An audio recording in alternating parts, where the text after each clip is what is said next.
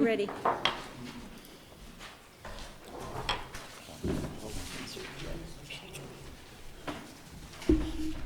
Okay, 6 o'clock, and we're going to start the Chittenden County Solid Waste District meeting of Wednesday, September 25th, 2019. We're going to start with the agenda, which is going to be altered from what you see there in the consent agenda. We did not get 3 items into the packet for you. And the purpose of a consent agenda is for you to see the material first, to go over it, to be able to think about it, and then decide whether you want to pull it or not. Since you just have it on your desk when you're sitting here, the consent agenda will only consist of 3.1, which is the minutes, and 3.5, which is the program updates. And I'm pulling 3.2, 3.3, and 3.4 out of the consent agenda, which will just go into the ordinary process. And we also want to add another item on to There'll be an executive session added on any other business. So, to start, are there any requests for items of 3.1 or 3.5 to be removed from the consent agenda? 3.5. Okay, that's out. So, in that case, the only consent agenda item is going to be the minutes. And by unanimous consent, without objection, the consent agenda is approved. Do I hear any objection? In that case, it's approved. You want to address public comment? Is there anyone here from the public? Would you like to speak? Okay. Thank you. We thank you. So the first item on the agenda is the Community Cleanup Fund. Well, we have to go back and address 3.2, 3, Oh, 4, yes, 5. I'm sorry. I was hoping we could. So we have the Finance Committee warrants on reports that were on your desk in front of you. Are there any questions on this? Any observations? Any discussion?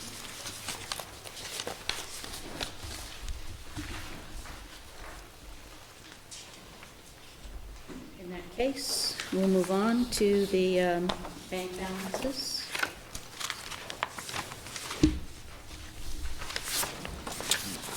Any observations, discussions? All right, we'll move on to 3.4, Executive Director Report. Any questions, observations? Yes. Yes. Trip to the Dirty Murray. Yes. What do they do with food waste and that sort of thing? Nothing. Nothing? It becomes part of their residue. It goes into the trash, or? It does. Okay. Mm-hmm. It looks like you had a very interesting trip. Very interesting trip to South Carolina and Alabama, very long. We met a lot of very interesting people. We were able to see some new equipment that we hadn't seen as well, at least a company that I hadn't seen yet, BHS. The Dirty Murph was massive. It was well over 100,000 square feet. It was a huge facility, and for what they do it well. I don't believe it's what we want to do. But I had never seen one before, so it was good to be able to have that experience and to understand what that business is, and that it's working well for that area of the country that doesn't have the programs that we have here. So. Do they have a pit where they put the residuals, or do they build them out? Their landfill is literally across the parking lot from them. So they have that, and they also have an incinerator nearby, and that's what they make these bales, the fuel bales, fuel packs. So they will bale up what the incinerator wants, and then the rest, which is almost the majority of it, gets landfilled. And the landfill prices are very, very low. Is the incinerator monitored for its gas? Or We not? did not get into those details. And we don't know how old the incinerator is. It was a very interesting trip, yes. Paul? Can I just request, if you haven't already done it, that you send these out also via PDF? Yes, we can do that, absolutely.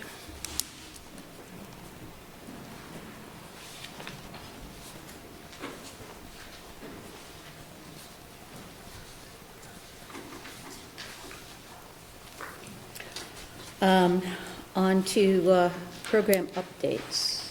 Yes. I apologize, I didn't use the system right. I should have called Sarah, but somehow that just slipped my mind after I found but the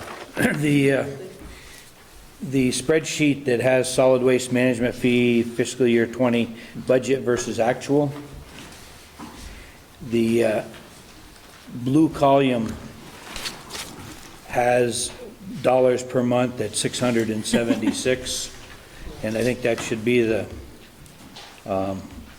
should be more around 300 and something and whatever. You're right, that copied over by mistake. Thank you, we will correct that. Okay, and then the second item is that we used to get a spreadsheet that had pounds per capita per day. And we didn't get that spreadsheet this month. So we've been also thinking about what are the charts that you all want to see and what is important to you? Because we're wondering how these are used. Are there ways that we can represent the information better? Quite a lot of the charts seem to say the same thing in slightly different ways. So we're wondering at the usefulness. That may have been one of the ones that I thought could go to a quarterly report versus a monthly report.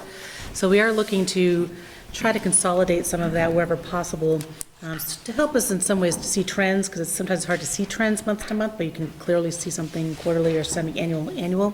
So that may have been one of the ones that we had moved to quarterly, but I will double check. For me, that's more valuable than the one that's in there that talks about percentages. Thank you, Michelle. Any other questions? Well, that one's open.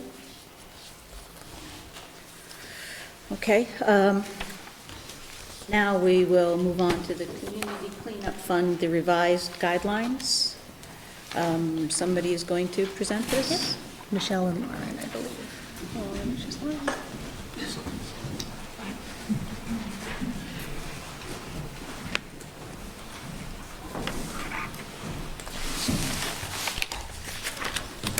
So for those of you who haven't met before, I'm Lauren Lane. I'm the Community Outreach Coordinator. Perhaps I've emailed you a few times. Hopefully you've gotten them. And so we just had, there'd been a request earlier in the year to expand the community and revise the community cleanup funds. And also I've noticed some projects coming through that perhaps could have seemed like a worthy project to use the grant funds for, but in the guidelines as they were, they didn't meet that. So the main updates to this are that originally to give some background first actually, originally this was just like a illegal dumping fund back in the 90s. And it was just for disposal costs. And then it was updated a few years after that to include like dumpster rental, reimbursement for supplies, and labor as well.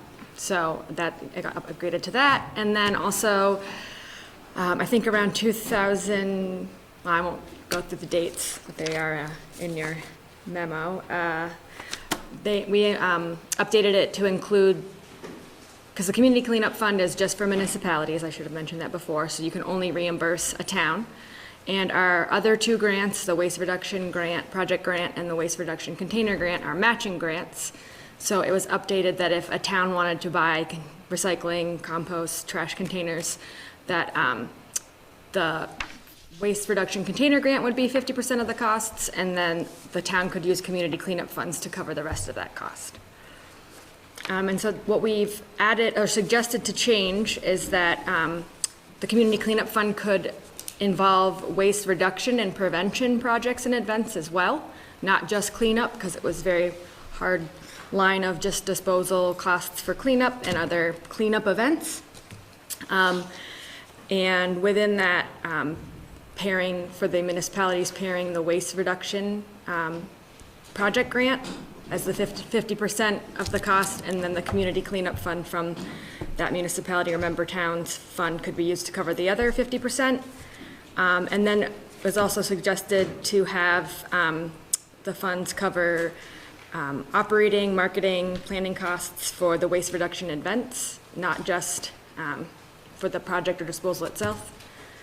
To give an example, there was actually two towns at the same time kind of had a stream cleanup event, and Williston had asked if, the town of Williston had asked if the cost of marketing to get volunteers for the event could be covered, and it couldn't be, or also costs to plan the event, so they had to go out and look at the streams. There's actually a stream team that goes out and kind of sites the area to make sure they know what they're going to be doing when they go there, and those also couldn't be put into the community cleanup funds as they are because it wasn't about disposal. So that's the main updates we're suggesting. Any questions?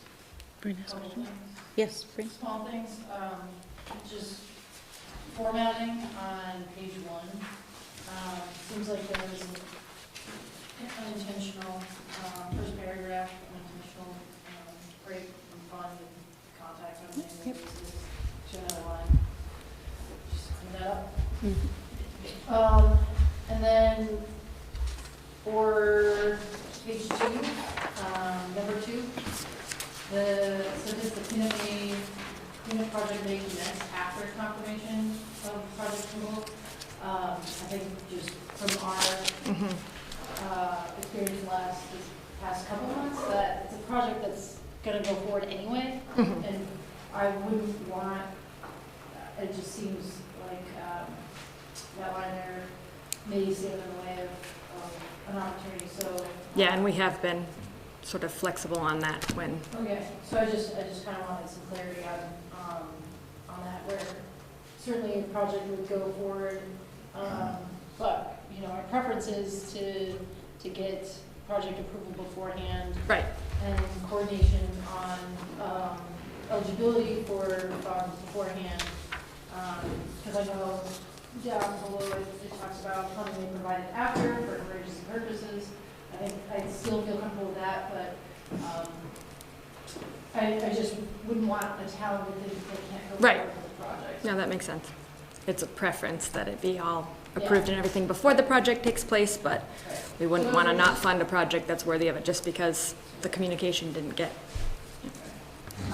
And then just a very nitpicky thing, 3, the last sentences is dispersed to the community directly. I just would prefer to change that to member town.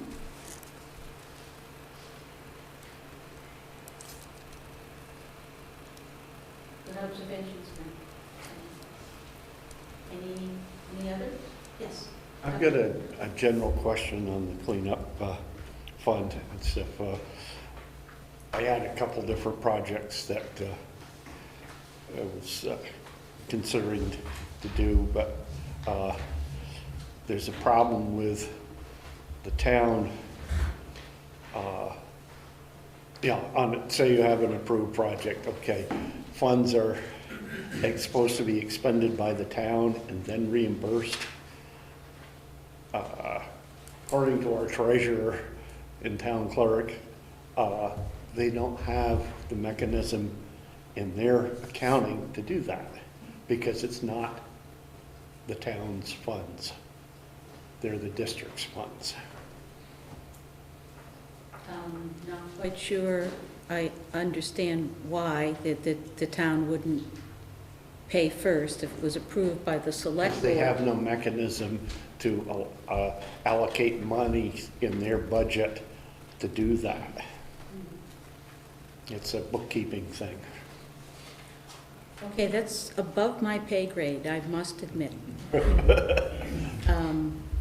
Maybe we could have, We'll reach out. yeah, But communities get grants from the state and everything. I mean, this is nothing different than that, Michelle. I mean, so there's got to be a way that they get road grants and everything from the state for the gravel roads, and this is no different than that. Yeah, but when I first approached them about this and stuff, it says, well, we have to have a line item in our budget to handle this. And they didn't know that they were expected to pay for everything, then get reimbursed. It's like, who does the bookkeeping, the district or the town?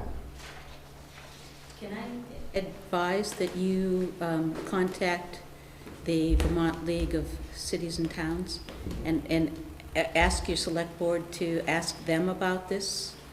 Because that's not a problem that we can solve here, but it sounds like there's some misunderstanding on your select board's part of the process here.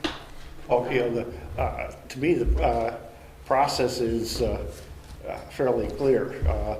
You get a project, they do it, expecting the town lay out the money, then give you the receipts to pay for the stuff, because they don't hold the funds, you hold the funds. Well, the problem is that until the event happens and the bill has been paid, you might not know exactly what it is. So we would be sending you money based on an estimate, and we just can't do that. For our accounting, it has to be based on an actual expenditure.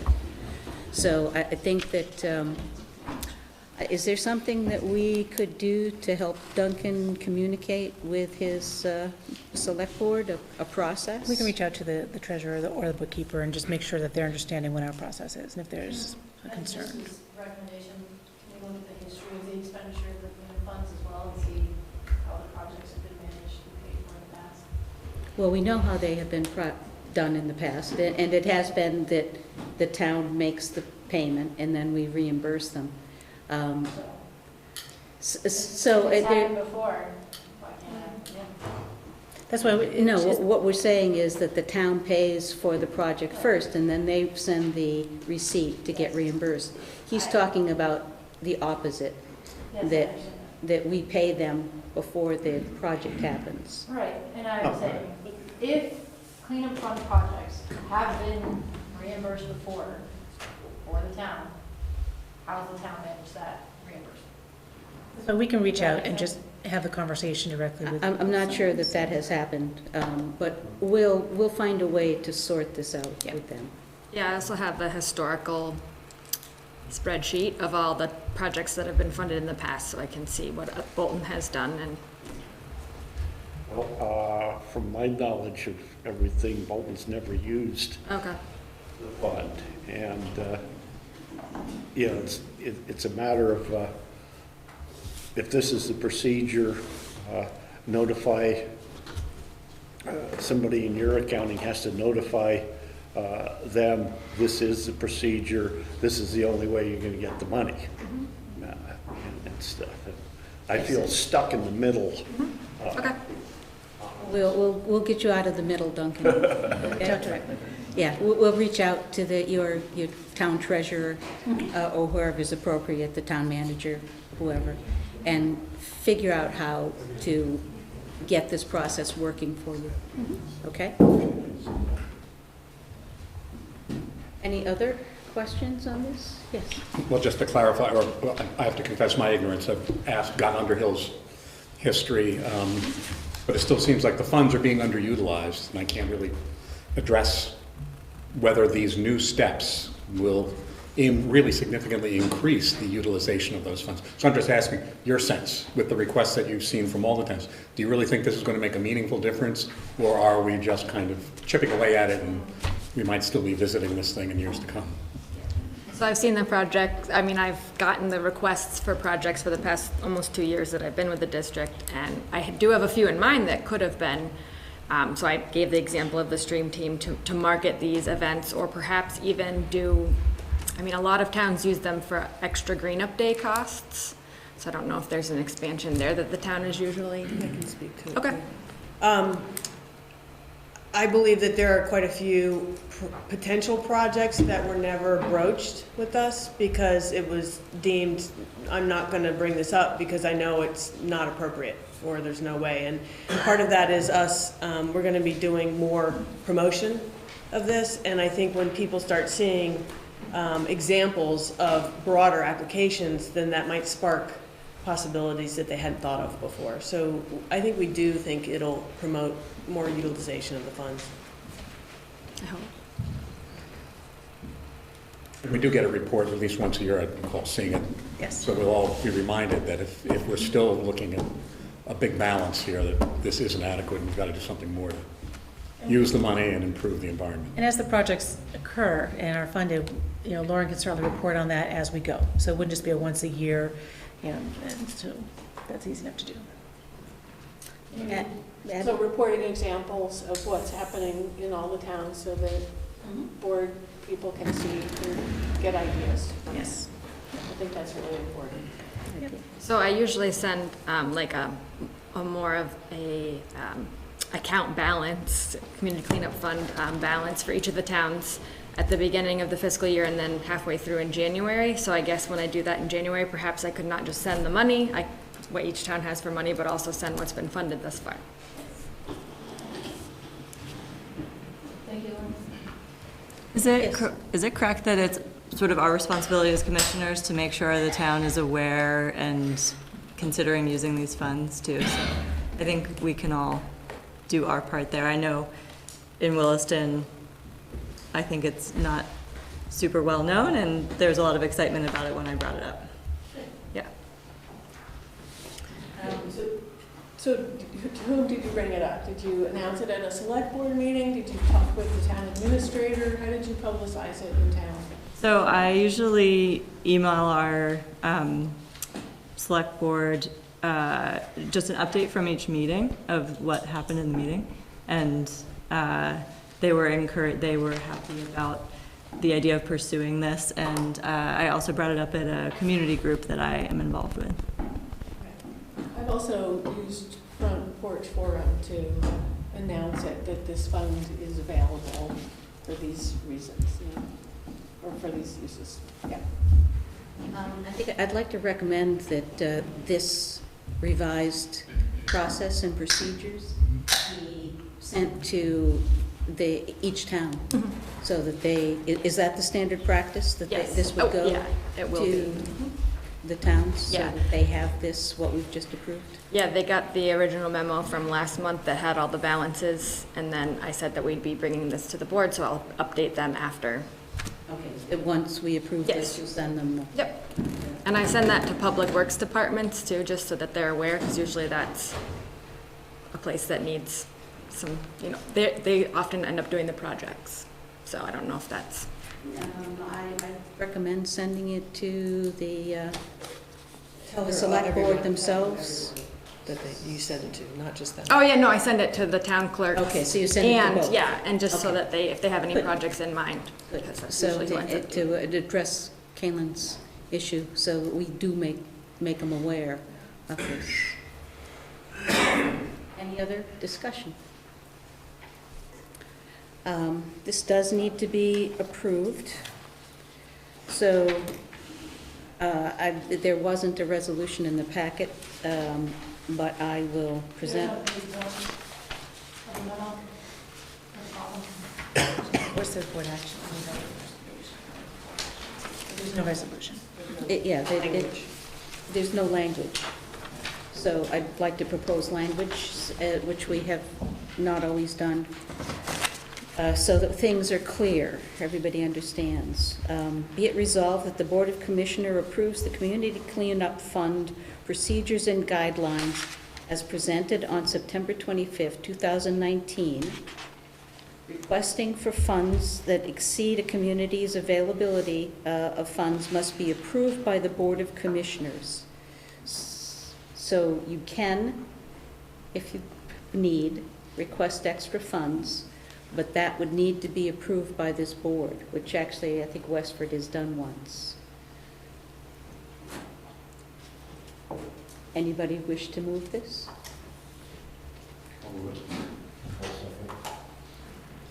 Yes? Can I comment that with revisions requested? Yes, Approved with revisions? as requested? revised. Okay. And this is exactly why I would really like to have resolutions in the board packet for all of these in the future, so that we're not doing them. My apologies. Any other discussion on this? All those in favor? Aye. Opposed? Abstain? Resolution is passed. Thank you. The financial presentation.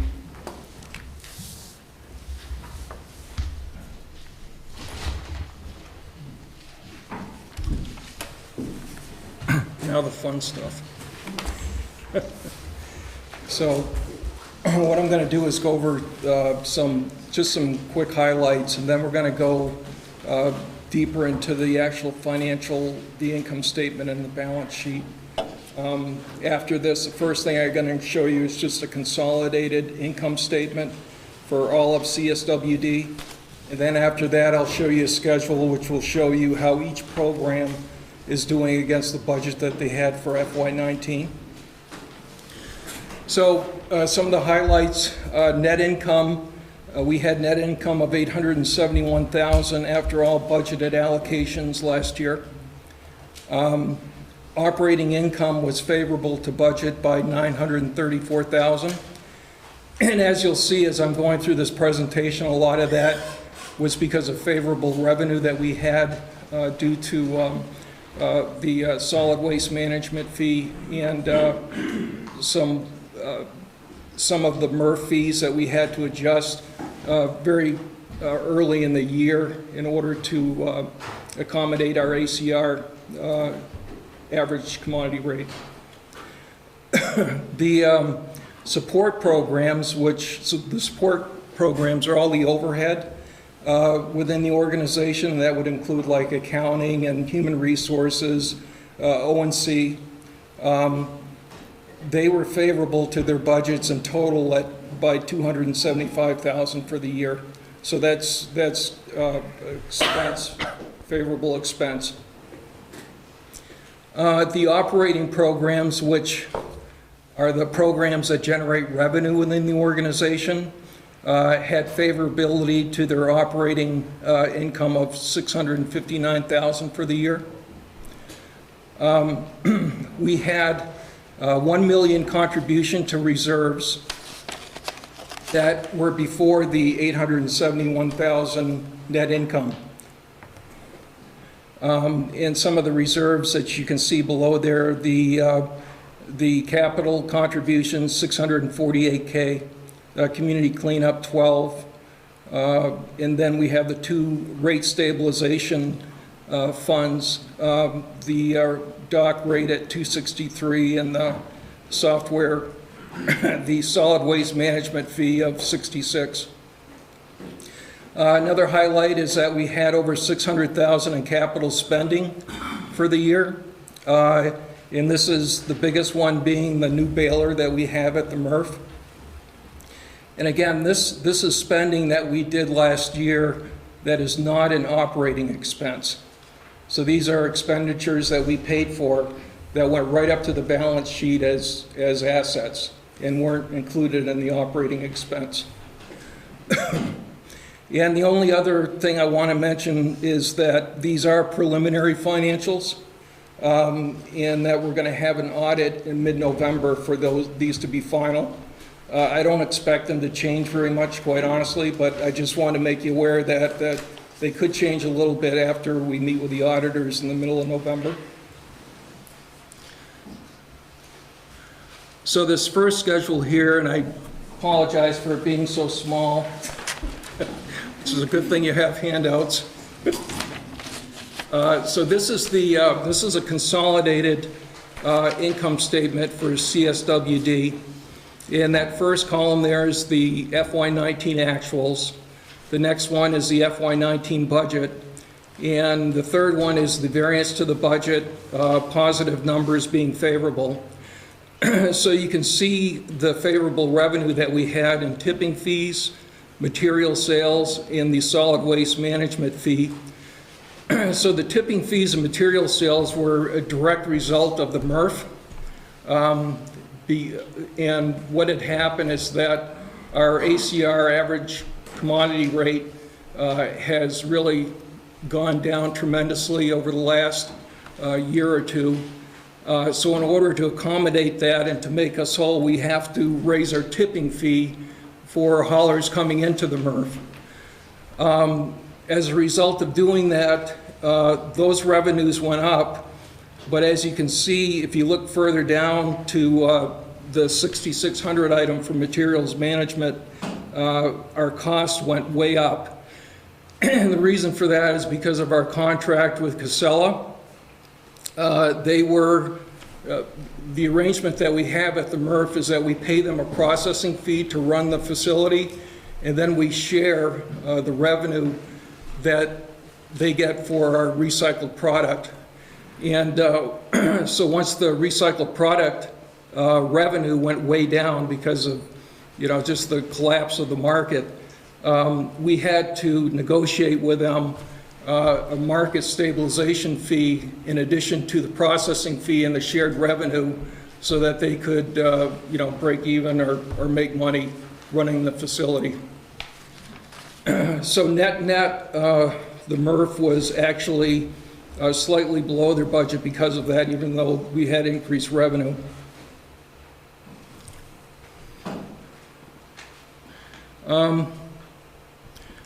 So again, all of our, most of our expenses were down from the budget, which is very good. We did and what you'll see in the next schedule is that the overhead budget, which is the support programs, was quite a bit down. So this schedule is a little bit busy, but there's a lot of good information on here.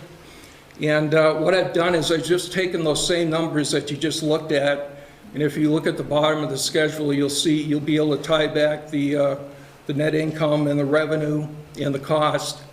And I've broken the P&L down into the support programs and the operating programs. And again, the support programs are the overhead, and the operating programs are, for the most part, the revenue-producing parts of the organization. So it starts from left to right. I have the revenue, the operating expense, and then that first column there is the operating income. And that's what I'm using, that's what I'm comparing against the budget for the year, because that's really the best indication of how that particular program is doing, is to compare that operating income before allocations are made. So when you, over to the very right, you'll see the budget operating income, and to the right of that, the favorability against that. And just looking at the support programs, if you look at the far right-hand column, you can see all the favorability there with the support programs. And a lot of that favorability is because of grants and advertising and printing that we didn't do for last year. So that was a big part of the favorability. Another part of the favorability was headcount and salaries. And also we had significant reduction in our insurance cost as well, health insurance cost. Going down to the operating programs, So you can see that the biggest favorable variance there is with the solid waste management fee. The tonnage came in at 13% over what we thought it was going to be. So it increased quite a bit over where we thought it was going to be. The other large favorable program there for compost is that they didn't spend nearly as much of expense equipment as we thought that they would. So they were way under budget there. And then you see the MRF, which even though they brought in almost $700,000 of additional revenue, the cost of that market stabilization fee more than offset that, and they ended up with a unfavorable variance of $200,000 for the year. And then below the operating income before allocations, those other allocations and adjustments are the transfers that we do are related to the transfers that you see up above. So to the right of operating income, these are all the transfers and subsidies that go between the programs. So it's the revenue producing programs in the solid waste management fee subsidizing the programs that don't generate revenue. So to get them to zero, to pay for them, we have to allocate expense up to them.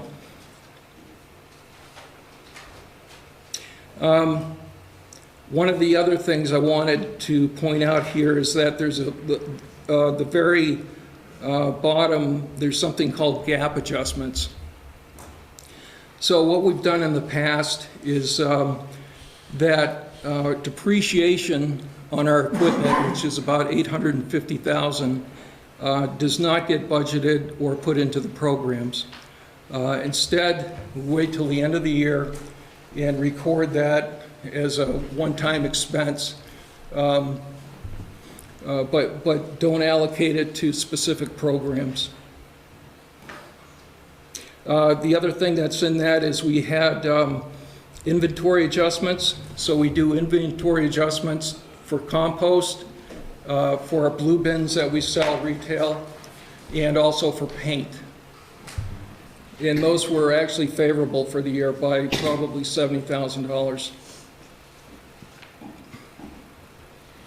Any questions so far?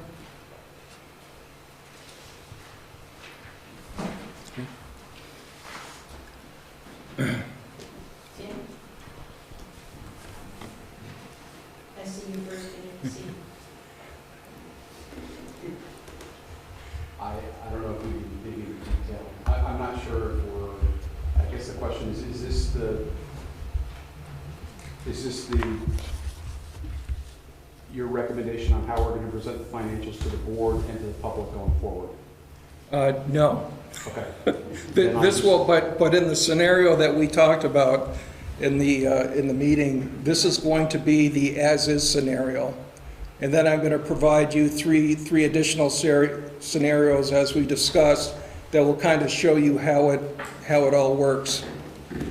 But so you'll see the schedule again when we meet and we talk about that some more. Finance Committee. So this is kind of the last view of the old way we were doing things. Great. And boy, I mean, looking at putting the depreciation into the operating programs is going to have a huge impact too. Yes. Yeah, I agree. I really want to see. And what's been done in the past is that they've always, in effect, figured that they were going to have to contribute so much to capital, to replace capital. So, you know, in a normal private enterprise, the best indication of that, or the way that you would do it, is just to include the depreciation, you know, in the operating expense, so it would be expense there, and you would have to, you know, account for that. So that's what I'm looking forward to, is getting that depreciation in the budgets, so we have it there, and then we can have a discussion after we've covered our current assets and, realize the cost for those in the programs. What else do we need to do to fund the capital program going forward? So what we'll be seeing is something that, first of all, instead of truing up to GAAP at the end of the year, what we'll be seeing is a disclosure that is GAAP right along. Yes, exactly. Which is going to actually be a more realistic and truer to the expenses as ongoing. So it's more transparent. It will let us plan better. It's going to be a little bit different, but I actually think it's going to be simpler. It's going to be much simpler for us to follow this with this new, when you see these new. Absolutely. The results will be a lot more consistent than Yes. perhaps what you've seen in the past. Any other questions on this? Okay, so I just had one other, I just wanted to show you the balance sheet. So we have 11.5 million in current assets, 12.1 million in fixed assets, very little debt. We have 2 million in current liabilities, and half of that is payables, which are due in 30 days. The other part that's in that other current liabilities is we have a landfill closure cost that we're required to do by the state, which is to figure out how much it's going to cost us to maintain the landfill over our allotted period of time, which I believe is 2025 and beyond, probably. Yeah. Most likely. So that's almost $700,000 of that other current liabilities you see there.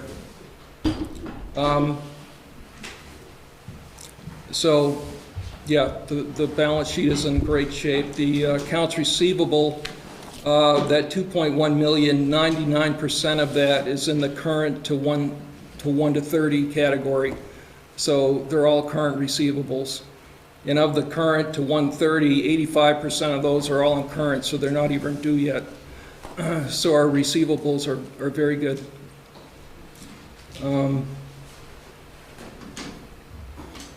Yeah, so any questions? Questions? Yes. Fred. When we buy a machine and pay for it over time, is that in the accounts payable or is that in current liabilities? It's in, actually, we don't have that right now. We paid for the baler that we just purchased, we paid for it with cash, with 4 installments over a period of about 4 to 5 months. We did have leased equipment that we were paying for, and that would show up in the current liability. Well, there'd be a current portion of that which is due within a year, and then a long-term portion if it's a multi-year lease. You would take the outside the 1 year, you would take the rest of that liability and put it in long-term. But we're all done with our leases. We have one more lease payment left, and then we're done.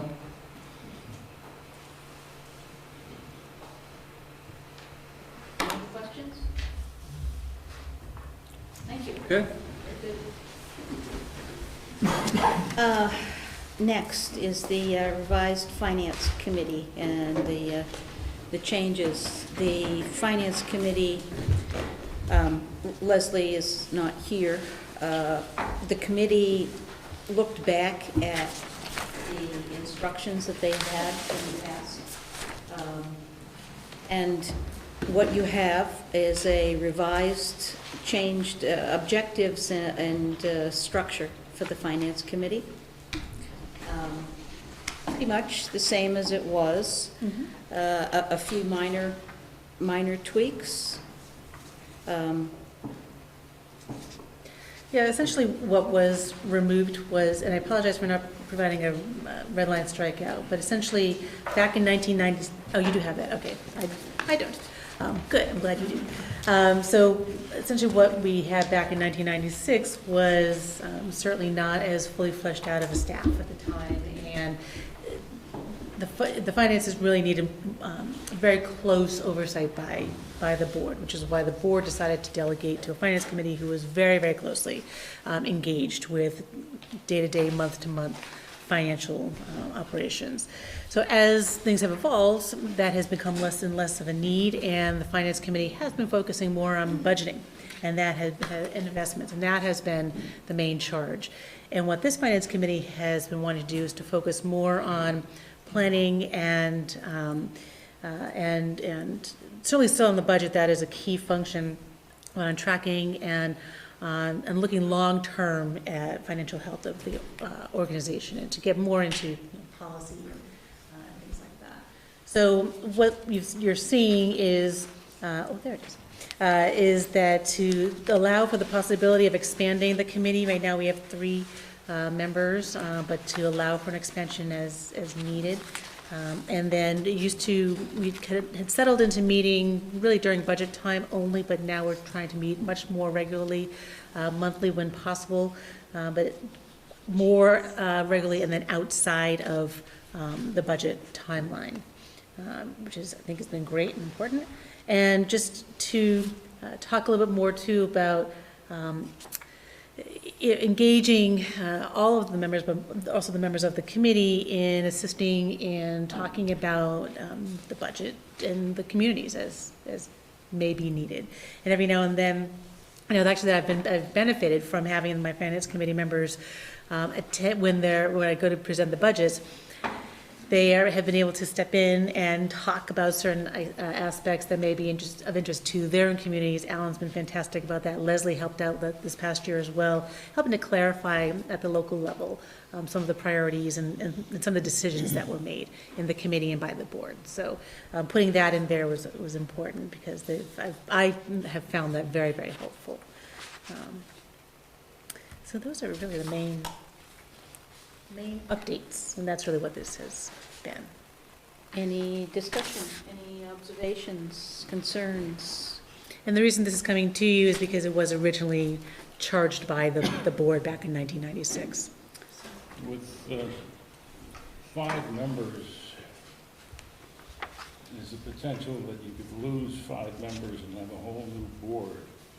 And I wonder whether you might consider having 2 members go on for 2 years and then start A staggered. a staggered appointment to the board, if that sounds reasonable.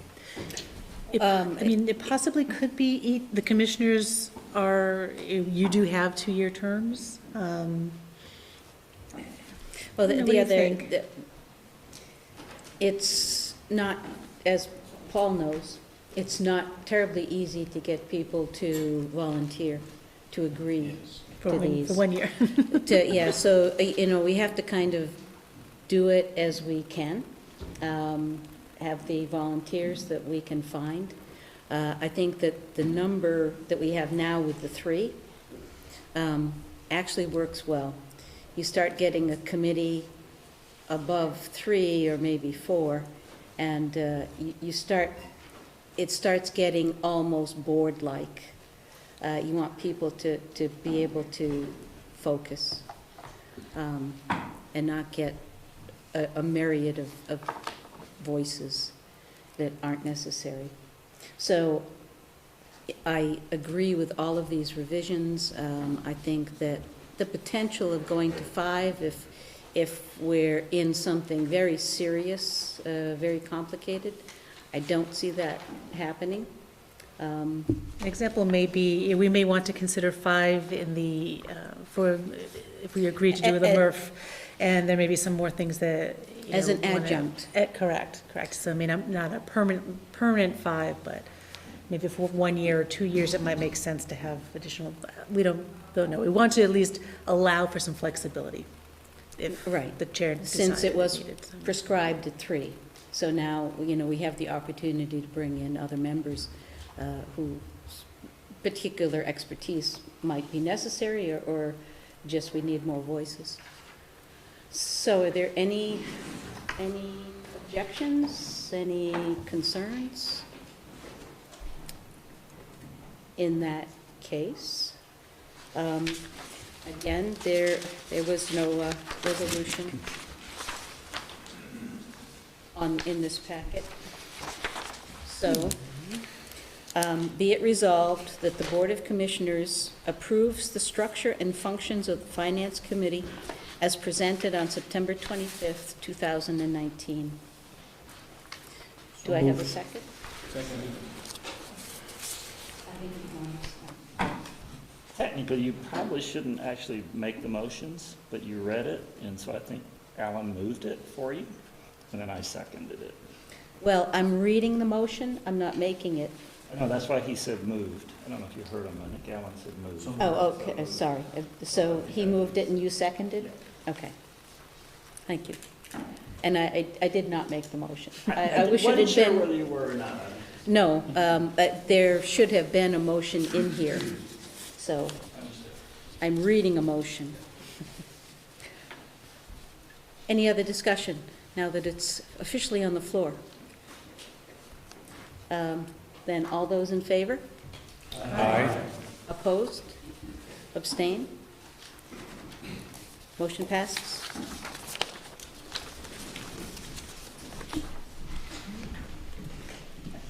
Next,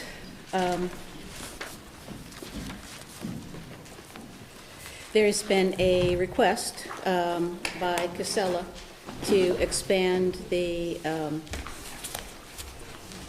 get an approved SWIP into our SWIP for a transfer station changed process. Right, so they, Casella has applied to the state to expand their facility over at Avenue B, and because it has been deemed a major amendment, then that did trigger re-inclusion in our SWIP. So, Josh, can we? Yeah, we considered a significant change. It was a major amendment that they submitted to the state for with their solid waste certification. Just so everybody knows and sees in the packet, we did include the language for the process for inclusion in the solid waste implementation plan. That's the back document. You'll see towards the bottom, if there is a significant change in someone's solid waste certification, we do need to re-include them in the SWIP, and that goes to you all for re-inclusion. So just wanted to make that clear. Also, one other just quick point of order is that the resolution did change, and so I have an updated resolution here. And if anyone, unless anyone objects, I'll just read it when I'm done. And then it actually needs a signature from everybody, so I'll just pass that around as well. So as Sarah mentioned, the application for an amendment put forth by Casella was for the transfer station on Avenue B. Essentially, was an extension of their FW Web building. They're going to install a depackager machine in that for organics management, as well as a baler for recycling management, generally just cardboard that comes off of that depackaging operation. They also want to move their C&D, a significant portion of their C&D management over to that new space. So that's primarily what the amendment was for. Staff has reviewed the facility management plan submitted to the state, and we have commented on that. This action done by this board is one of the last pieces that the state needs to actually provide a draft waste certification. They're waiting on us to do this. But we have made comments. We're expecting the state to have looked and considered our comments. After they submit a draft to Casella, we'll have a 30-day public comment period where we have an additional opportunity to make comments on the draft certification and facility management plan. And then there's actually an appeal process after that. So certainly if we don't see our comments reflected in their new facility management plan, there's plenty of opportunity afterwards that we can submit further comments. So, but the SWIP process is really just to say, on a baseline, if the district can support and if we need this type of operation, and that's why we brought it to you folks, saying, recommending that you adopt the facility include it in the SWIP, which would be sort of a re-inclusion into the SWIP plan.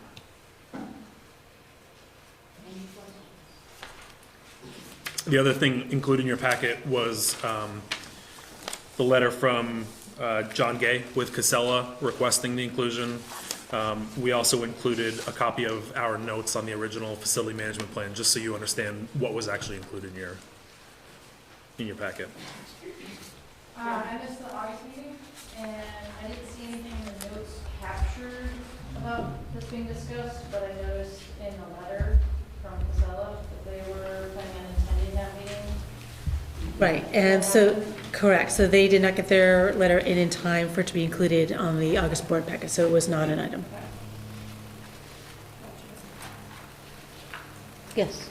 So after the depackaging process, the organic material that they have, is that going to still go to our organics recovery facility, or is that going someplace else? I believe the intent is for their material to go to a digester.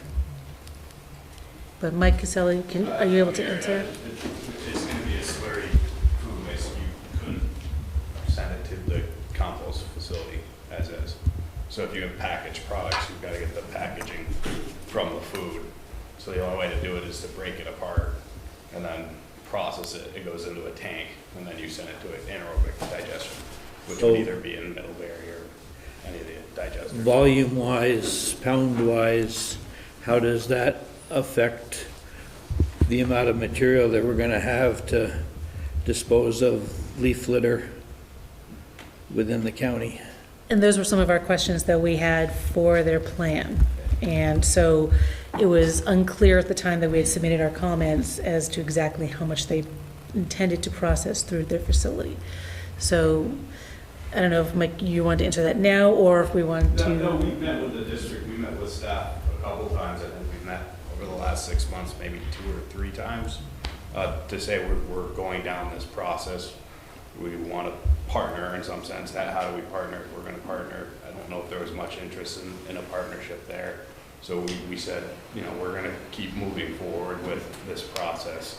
We're looking very minimal tons right now. I think we've got big generators. A lot of the food manufacturers like Ben and Jerry's, you know, Cabot, you know, Green Mountain Coffee, those types of materials that have to get depackaged. Obviously, source separated organics could be a piece of this as well, where if you guys said, hey, we have too much food waste and we don't want all this food waste at our facility because we're running out of space, because I've heard some of those concerns before too, that you're going to have to do a massive expansion and go out and bond for $2-3 million, that we could kind of take that material and handle it as well. So those are all things that we're working through right now, but the main focus would be to handle packaged products and depackage it and then handle the organics. Thank you. But what's been missing has been the number. So I think that's what you're asking about, is what's their number, and we haven't seen a number. And, I mean, currently, supermarket... And that number is kind of a shot in the dark. So in some sense, for us to give you guys a number, I mean, we're building it, hoping that we can get material. I think we're confident in our estimates, but they're estimates, right? So, I mean, to even put a number on it to say, hey, you know, I know the customers that we have under contract, yeah, these ones that we're already sending to a DPAC facility out of state, those definitely we could handle, but other than that, it's kind of playing a guessing game. We're hoping it'll happen, but we don't know 100% sure. And Alan, one of the questions that we are asking our consultant who's working on our project now to answer is that question, is can the county support two? What does the tonnage look like, et cetera? So that's part of our analysis. I'm sorry, Abby had a question. I was just pointing out that Hannaford's and some of the other supermarkets already have a contract with AgriSource, and it's being shipped to Maine. Yes. And so, but it's just looking at the whole picture, I don't know how this relates to the SWIP, but what is CSWD's role in looking at all of the food organics and where it goes, and what sort of policy questions do we have about what is the best use, how do you have the lowest carbon imprint? How do we use that resource in the most local way? Just questions like that. So how does that factor into this particular SWIP issue with Casella? Well, it's a great question, and I think I've said this to this group before, is that I am a firm believer in managing your waste as close to the source as possible, for a wide variety of reasons. And I think, and I won't speak for Casella, but this would seem to match that philosophy, right? To try to bring some of that material back as local as possible. It may not be possible. We don't know what the contracts look like for Hannaford or any of the other commercial vendors out there. But as much as we can reduce that footprint and benefit local sources as well, I think that does make sense for us. And that, again, is also part of the equation and part of what we're studying with SES engineers right now. So that will be part of that. But again, what they're proposing does not run contrary to anything that we would need to have in the county. But again, those details and some of the questions that we've outlined and provided you with, we will be following up just to make sure that there aren't any unintended consequences that we can't have foreseen. So we're just dotting the i's and crossing that t. Is it a true statement to say that whatever they do with depackaging would not detract from the food waste we get, which we use for compost and leaves? Is that? If we're looking at and we're trusting in the original DSM estimates as far as food generation, in the county, there's plenty in the county. What we don't know necessarily is how much of the food waste that's being generated is the packaged kind that needs this type of facility, and the material which is currently going to the landfill.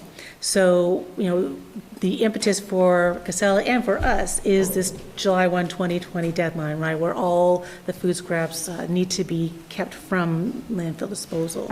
Just what I'm trying to ask is, any of the material we get, food scraps, currently, is it material that would go to them? Not necessarily. Particularly for materials that are dropped off at our facility, we would not run them through a depackager. They're already source separated. We would continue to support source separation. This really is an industrial or commercial application where there's a need for that in not just Vermont, but in the region as well. Yeah, and one could argue that it's really better to send the depackaged materials to anaerobic digestion because of the chemicals in the packaging, the PFOAs and PFOS. Sure, right. And the Salisbury digester has broken ground. They are building. So that is happening and will be up and running. They'll be testing their equipment next spring. They hope to get their bugs in line by this time next year. Yes, Bryn. Just in the I think program notes, seeing a downward trend in the tonnage for GMC already, would there be an additional decrease anticipated? Well, some of that was from Hannaford, so that would most likely remain steady.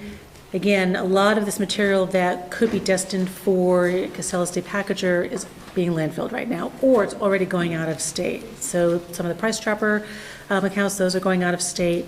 We're anticipating that we will begin seeing an uptick probably starting in February as more awareness is in the public of July coming. So, yes, Tim.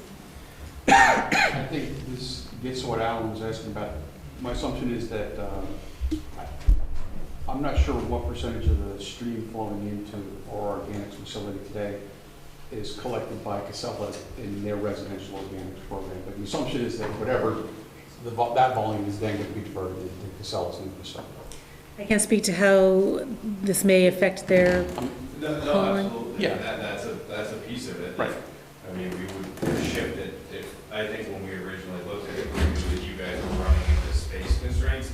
And we were saying, okay, if we offset 1,000 tons, does that give you guys the growth capacity that you need to, and how do we work through those things to say, I mean, when I looked at doing our projections and modeling and other things, we said, hey, I know I've got this packaged product, this is just added benefit if it works between all of us to say, hey, we want to redirect stuff.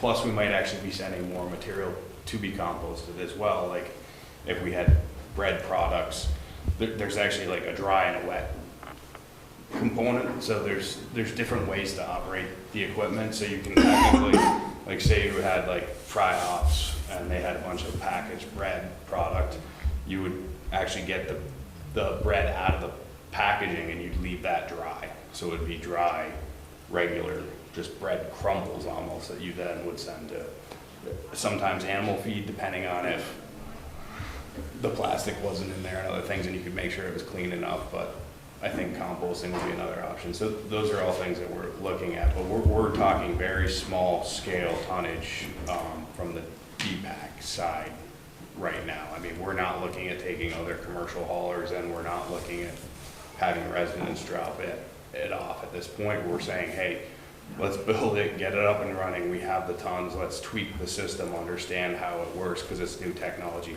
for us as well. We've definitely looked and done our homework at other haulers that have this throughout the country and think it can work, but I think it's primarily going after the large manufacturers. Your current residential organics collection is relatively low. Oh yeah, that's, Yeah. I mean, Yeah. yeah. So It's- I think it's gonna have a big impact. Any other questions?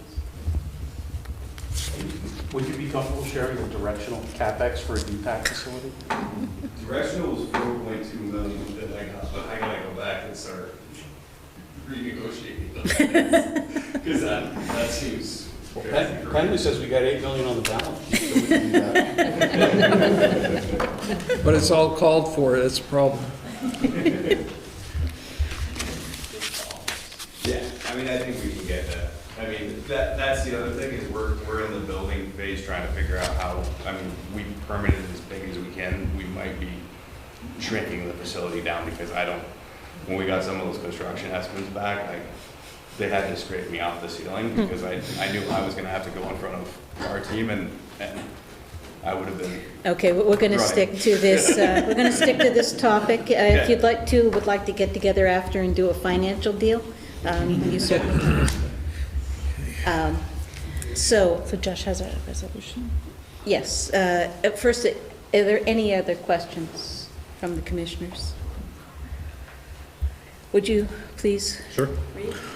The Chittenden Solid Waste District's Board of Commissioners hereby resolves that the all-cycle transfer station on Avenue B in Williston, Vermont be included in the district's solid waste implementation plan to incorporate their expanded operations as detailed in the solid waste certification application dated April 19th, 2019, and most recently amended on August 14th, 2019, contingent upon All Cycle Waste, Inc. obtaining and maintaining compliance with all necessary local, state, and federal permits. Okay, sounds like a lawyer got in there. So moved. Second? Any more discussion? All those in favor? Aye. Opposed? Abstained? I'll It's start with approved, you, I'll just please. pass this around.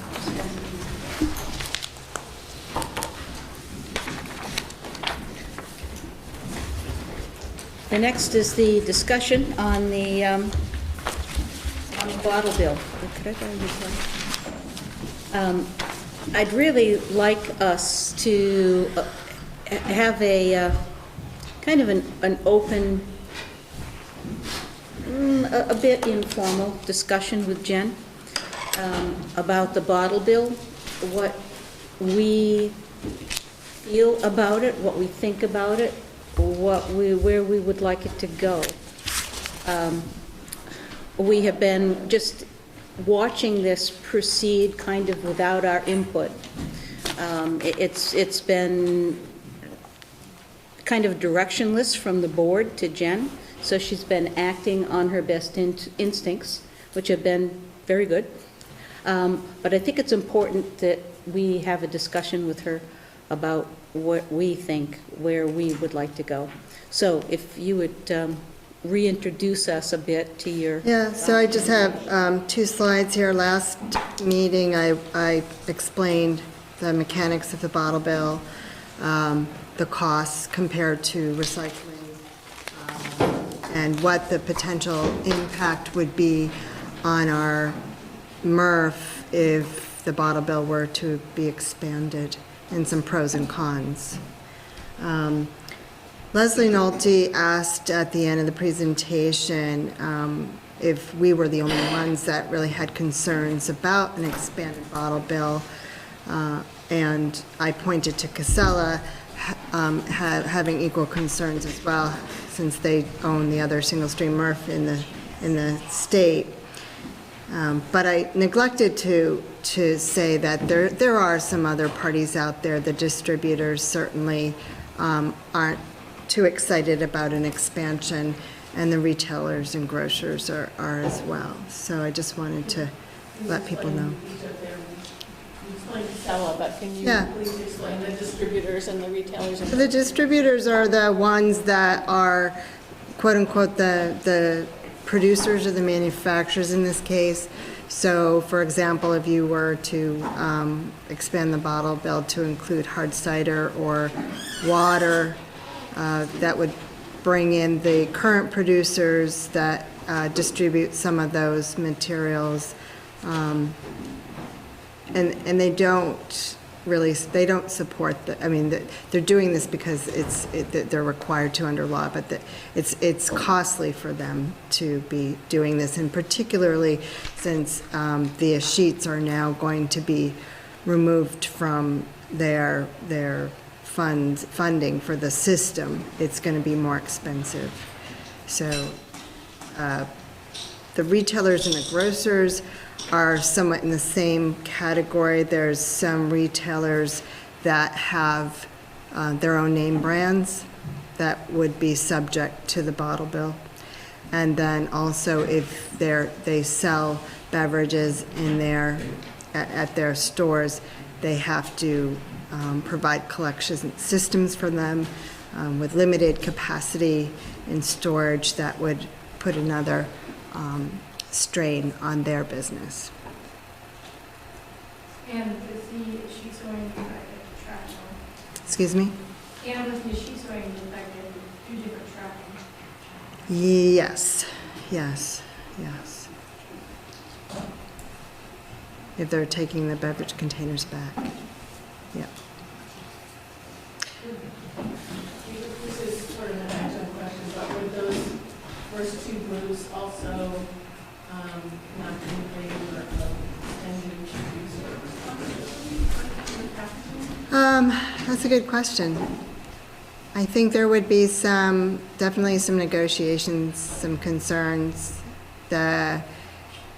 Again, if you look at retailers, they are also brand owners in a lot of cases.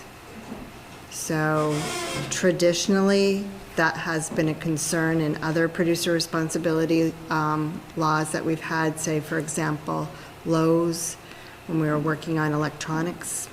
They have their own brands, and they had some concerns. So it would be the same thing for packaging or beverage containers, yeah. I think the distributors may be a little less so, because the sheets aren't involved, and there's the handling fees, which are very expensive for them to pay, so it's kind of like an either or. Maybe EPR might actually be more favorable, but that's to be determined in the details of how that would look. Yeah. So one of the slides that I had was, if not the bottle bill, maybe some other policy options to present or move forward on. Extended producer responsibility is certainly being discussed in the working group that I'm involved with at the legislature. We just had our second meeting yesterday, and that was the topic of that meeting was extended producer responsibility, and there's quite a bit of interest in learning more about that. There's been discussions with various stakeholders on just placing an environmental fee on glass, because glass is difficult to manage, and that the fee would support markets, market development and recycling. Or put an environmental fee on the beverage containers to support both clean water and glass recycling instead of a bottle bill, or instead of an expanded bottle bill. There's another scenario perhaps that we could move forward with that I'm looking into a little bit now with bottle bill expansion. Maybe we could receive some revenue for some of the displaced material that would come out of our MRF and go into the bottle bill system. So that's something to consider. So as Michelle said, What do you mean by displaced material? that's removed. So if the bottle bill were expanded to include materials that were removed from what we're collecting today at our MRF, the water bottles. It impacts us financially negatively. Correct. So perhaps we get into a sharing of the sheets to offset our loss, basically. But we have to be a formula we figure out, audits that we perhaps do on our materials at the MRF, the bales, But it's just an idea that I just started thinking about, and could be a way that we could support an expansion perhaps, if that's where the board wanted to move to. But that is what I'm really interested in hearing about from the board is, there was some facts and figures last month about what this would potentially mean for revenue at our MRF. $150,000 a year, given the markets that we have today, which aren't very good. About a 6% loss in our total recyclable commodity revenues. And, a fairly minimum increase in diversion from estimations that we see. So I want to get a sense, because the bottle bill is something that a lot of people really do support and would like to see it expanded, would like to see it modernized, increased from a nickel to a dime or more. And there may be some of you that feel that way as well. The previous slide are people that are opposed to it. Is that what it said? Yeah, I should really not have been so strong with that slide, have concerns. But I think that it's my belief that CSWD ought to be up on that list. Okay. And I don't think that we do a good job publicly to inform folks as to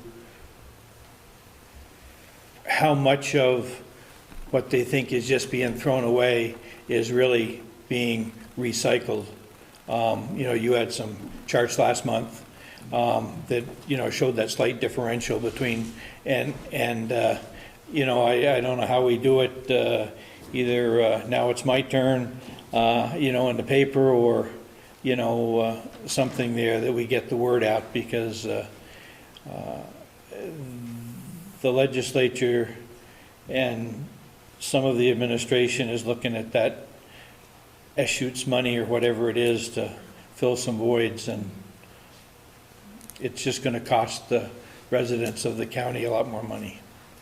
And that's my biggest concern here, is that the sheets are being used for a purpose to fund another class of need, the Clean Water Act.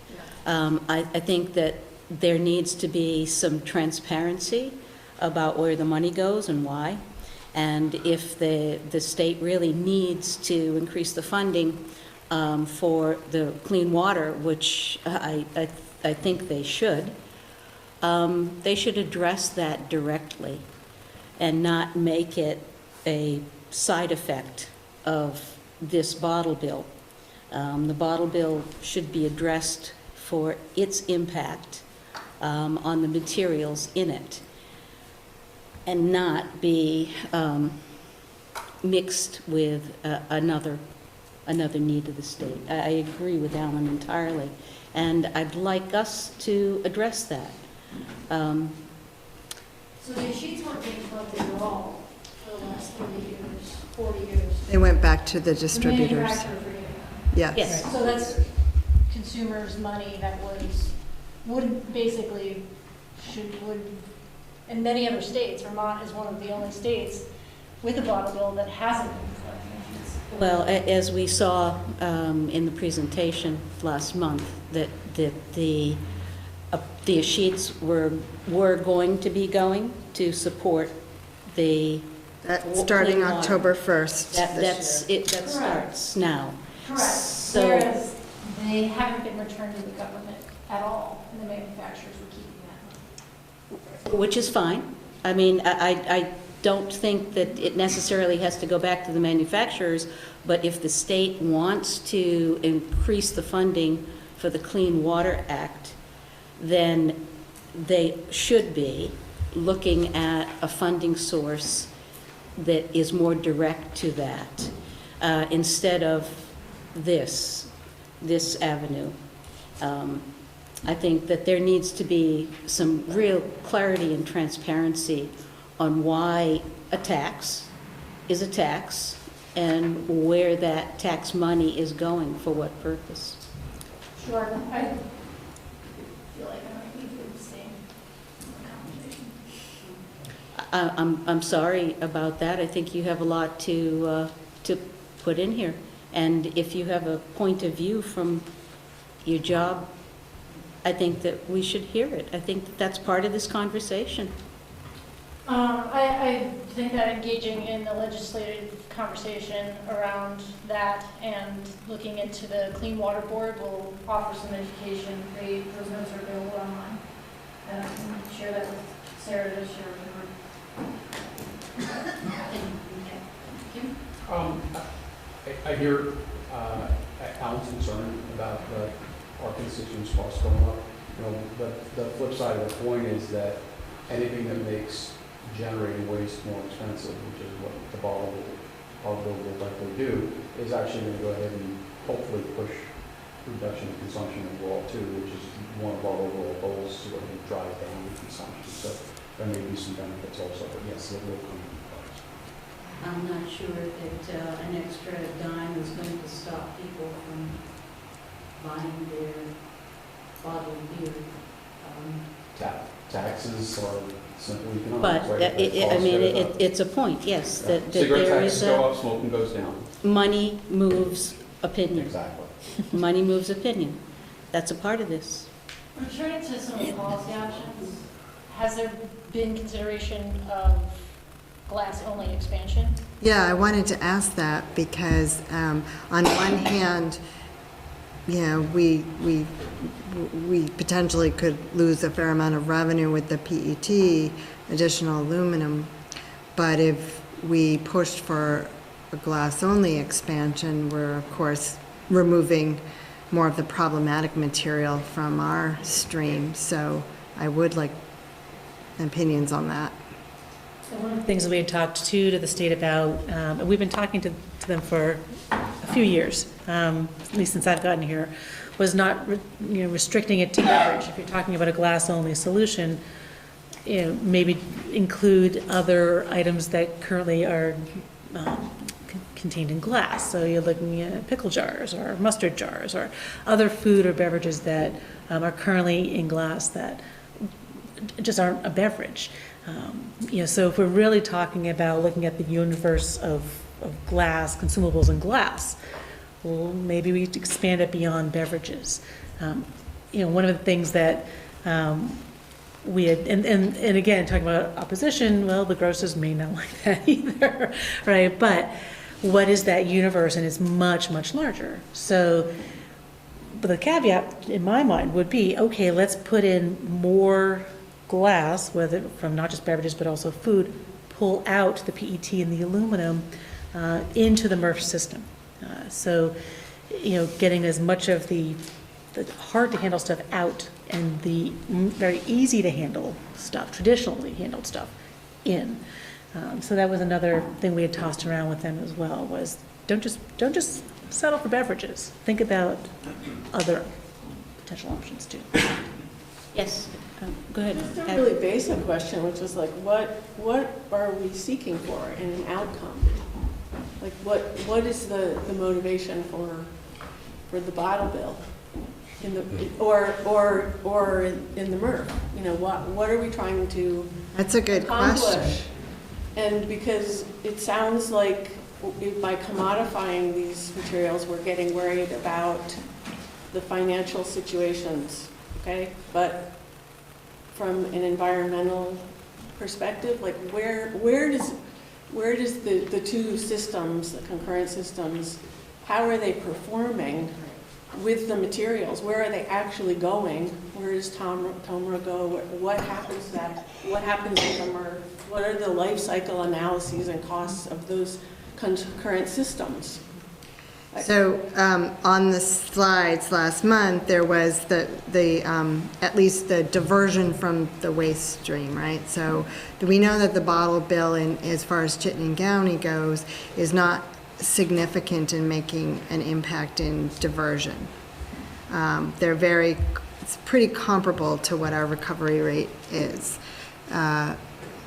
When you talk about the cleanness of the stream, I mean, that was one of the great things that we saw on our tour in South Carolina, was a PET processor, and definitely they want bottle bill material and nothing from single stream MRFs. And that will go to bottle recycling. We have outlets for our PET. It's not getting landfilled. It's getting used for some other recycled commodity market. So it's, is it our interest to look for the bottle-to-bottle recycling and really push for that, or are we okay with it going for, say, fiber for clothing? It's still getting recycled, so that's a good question. The life cycle analysis is complicated. Yeah, so. When I look at, or think about the bottle bill, from a 60,000 foot level, this is just an incredibly old-fashioned and inefficient way of handling material, and I have an instinctive reaction against it to add it to more products. You've got people, they buy the glass product, they've got to set it aside at home, then they've got to take it to a redemption center, somebody's got to handle all this redeemed product, and it's all manual labor. It just doesn't make sense from an industrial standpoint. The system made sense for a long time in the region, and particularly in Vermont, where not everyone across the state had access to recycling. And that changed with Act 148, right? So this was the only real recycling method for many of the rural areas of the state. But that access is now nearly universal, which was the goal.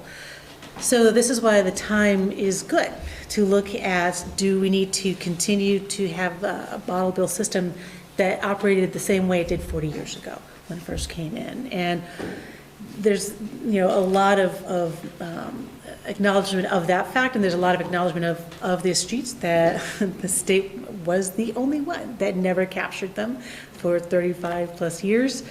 So a lot of things are coming together.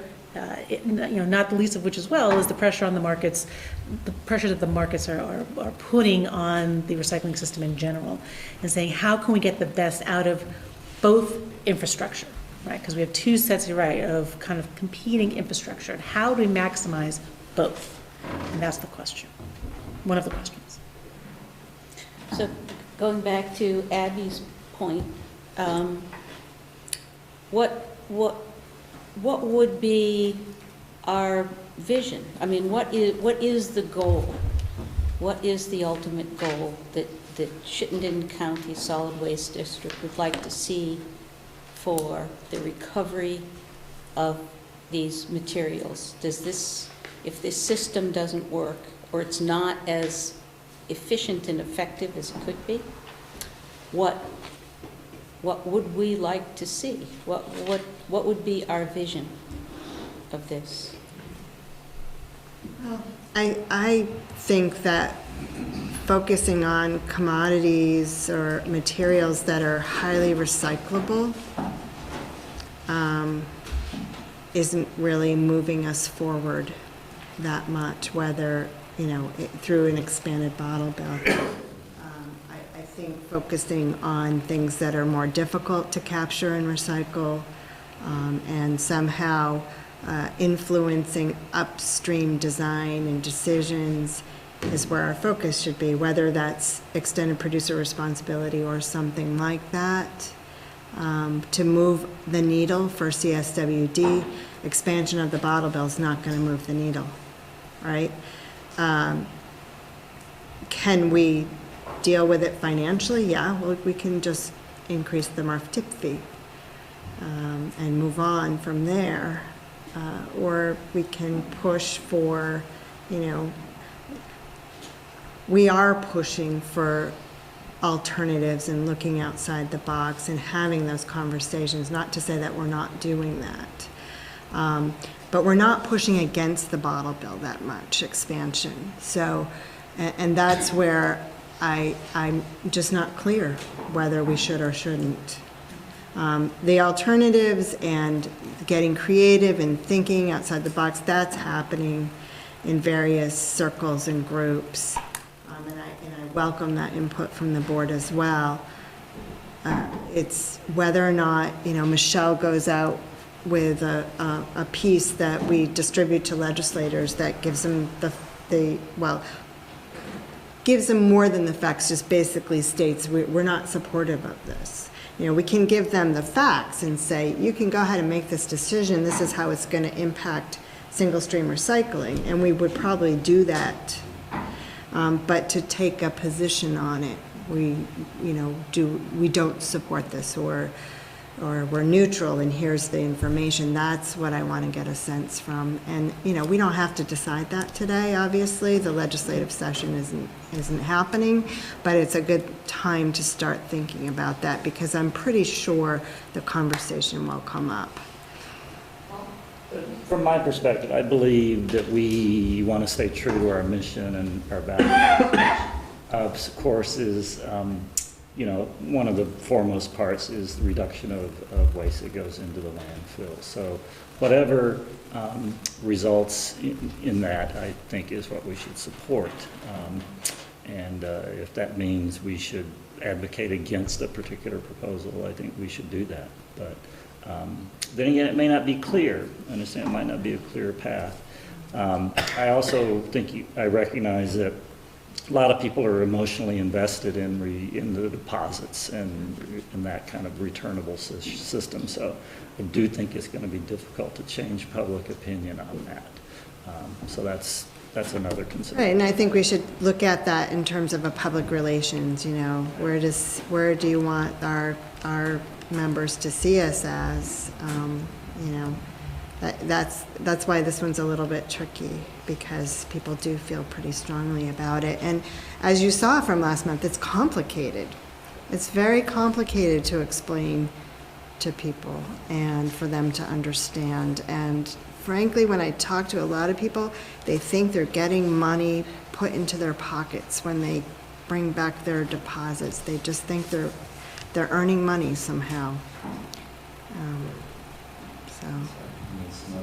Yeah. Yes. Is there any sort of alternative proposal that either starts here or is some sort of Frankenstein's monster from the different constituents, the distributors, retailers, stuff like that? Is there any sort of working group towards, like, not only do we not support this type of expansion, but we have this idea that builds on that core foundational question: should we even be playing this game at all? Or are we just really, and are the other people who are against this really just thinking we don't want to expand it? Yeah, so we have met in groups with folks that are not excited about an expansion, and EPR has come up as a potential alternative. To the bottle bill writ large, not just an expansion of. To the bottle bill, yeah. Yeah, and back in 2011, there was a bill that was introduced that was EPR for packaging, and it... Could you explain VPR? Yeah, so extended producer responsibility is where the manufacturers of the product have a requirement to help finance and fund the take-back system of their product. So we have that, an EPR system for paint, we have it for electronic waste, mercury-containing lamps. So when batteries, when you bring your lamps, paint, batteries, et cetera, to a retailer or the hazardous waste facility, you're not charged for it, and the producers are paying for that in their program. So this was something that was introduced for packaging back in 2011, and as part of that bill, it sunsetted the bottle bill, and that's what sank that bill, because it was really a lightning rod. There was, in fact, no conversations about extended producer responsibility. It was all about people flew in from all over the country to oppose that bill because it sunsetted the bottle bill. Are there models for, like, with other municipalities or governments? Like, I think I'm recalling that British Columbia has extended producer responsibility, and I don't know the details of how it works, but I think what has resulted from that is some innovation about packaging design, which is an outcome that we would want, I mean, of a certain, design of a certain kind. Yeah. But, so. Yeah, so there's kind of three goals from EPR. It's, funding for it so that people participate and they don't have to pay for the recycling or their paint or whatnot. And it's a relief, financial relief for municipalities that are providing that service. There's better education and collection service, so higher participation and higher diversion rates. So that has happened with all of our EPR programs. And then the final one is the hope that it will help influence the design of the product upstream so that producers make that material more recyclable, or they reduce their packaging amount, or they increase recycled content, or things like that. So that is EPR for packaging they do have that in British Columbia as well as Quebec and Ontario. They have EPR for packaging in many European states as well for the last 30 years. The United States is the only country that doesn't have EPR for packaging in any of the states, but there's a lot of states looking at that right now, including Vermont. So I don't think it's a question of if, I think it's a question of when. Ultimately, we will be seeing that at some point. So it's how to get from here to there. That is a more positive message than opposing. As I said, it's not taking something that's already pretty easy to recycle, other than the glass, but and manage in a separate system. The interesting thing about British Columbia and a lot of the EPR programs is they've had bottle bills in place prior to those programs, and they're still in place. Yeah, so they do, because people are really passionate about them. Yeah. What I'm hearing is I'm hearing a sense of, well, if we're going to say no and we oppose, we should at least bring something else to the table, right? So it's not a no, it's a not this, but maybe that. So is that a general? I've heard that across a couple of Well, what I'd like to do is to go around and ask each commissioner. I don't think that this is the end of this discussion. I'd like to bring this back up next month too, so that we can keep this going and keep our minds on it. But I'd like to hear from each of you what else you think you need to know about this for decision-making or consideration, and any observation you have on what you think we should do right now with what you know. So what else do you think you need to know, and what do you think about where we are right now? So Logan, would you start? Is this what I get? This is a test. Never going to be late again. Sorry.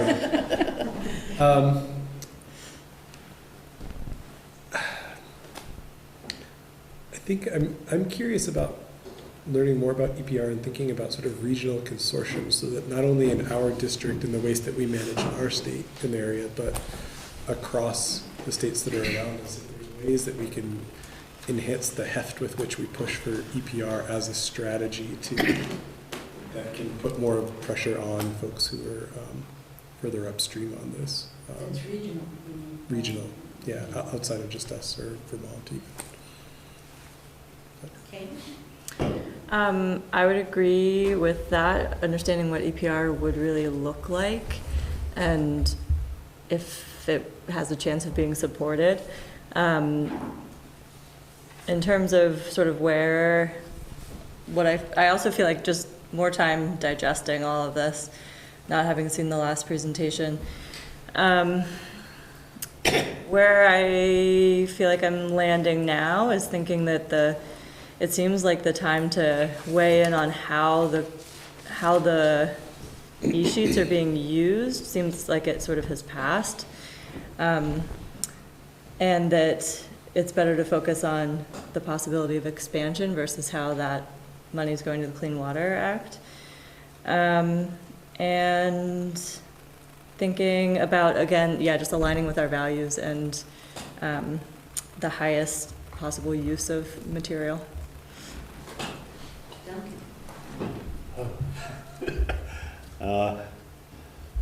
As far as expanding, even glass only and a deposit setup, I've talked to one of the local redemption centers and stuff, and you know, they've been running the same system for years, and they don't have any room for expansion on their place. So where do you expand to? Do we take our closed reuse zones and turn them into deposit? Now you're talking. Also, there's talk about let's get rid of the bottom roll totally. Well, same people. Oh, okay, that person are out of job. Just like that. So there's a lot of this is, okay, who's going to handle all this stuff?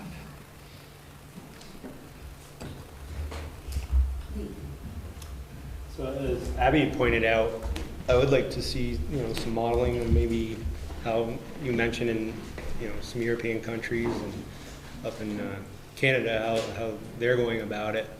And you said some other states are moving forward with the extended producer responsibility, and what steps have they taken and maybe incorporated, some other alternatives in the way they present it.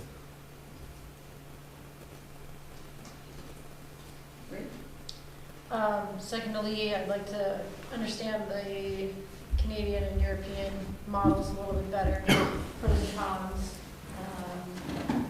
and the tangential or parallel systems that they have, the history of those. I'm interested in if there is to be an extension or expanded audit for application only for glass, to emphasize retaining the easier to recycle materials in the MERS system. And that doesn't, in parallel with that, EPR for difficult to recycle packaging, to just be more focused on keeping it easy to recycle materials in the blue bin and going to Tim? What I would love to have is the answer. And I think it speaks to how... skip? It just points to how complex this issue is, but I think it highlights an opportunity, I think, for the district overall. I think we have done a very good job of working on tactical execution of the drop-off centers, on the MRFs, and on the hazardous waste facilities. And we do have a fairly large budget set aside for things that are not operational related. We spend a lot of time and energy focusing on education, but I think that we really face a challenge here that we need to look at how we invest our time and our money and our resources, because we really should be the thought leader, not just in Vermont, but in this nation, for how we handle this. And I don't think that we are today. Well, I was on a national call today talking about Vermont, so I'm pretty regularly talking nationally about Vermont. Oh, I'm sorry, I'm not belittling anybody's... No, it's not me, efforts. I don't take that personally at all. I was just saying that CSWD is seen nationally as a leader, for sure. Yeah, so that's why I'd love to see, I think we're really uniquely positioned to be able to put forward an answer. We have a tremendous amount of credibility as a district. And so I think we might be selling ourselves a little bit short. That said, I think we're going to have to invest some resources if we want to go ahead and really noodle through the details of it. That's why we're having this discussion. Yeah. Exactly. Abby? I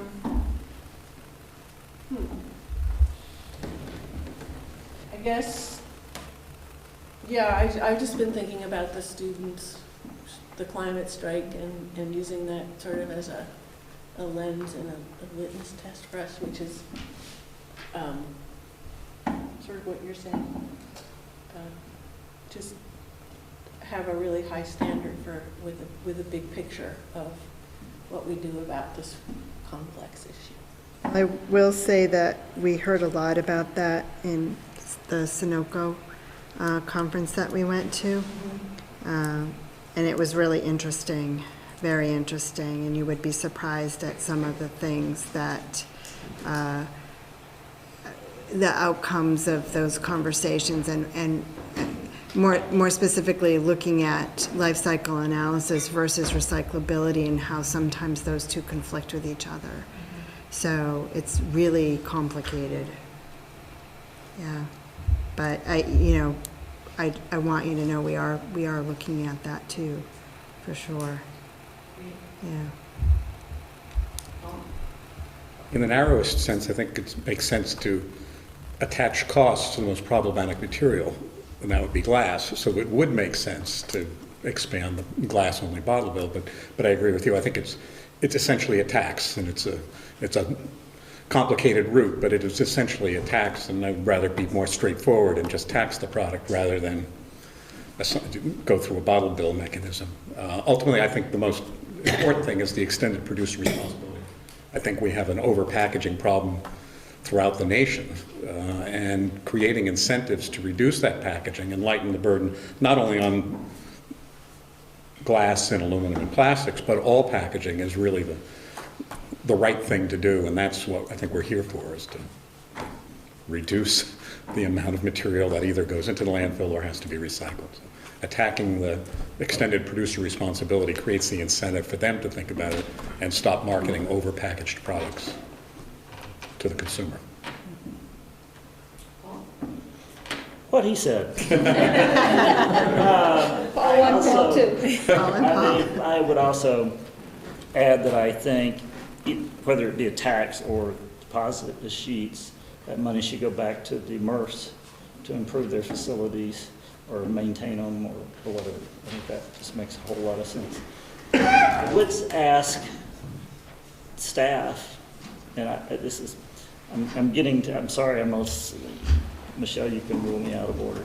But I'm not gonna. if we only have so much political capital in Montpelier, I personally would rather see us expend that on getting a deposit put on all tires.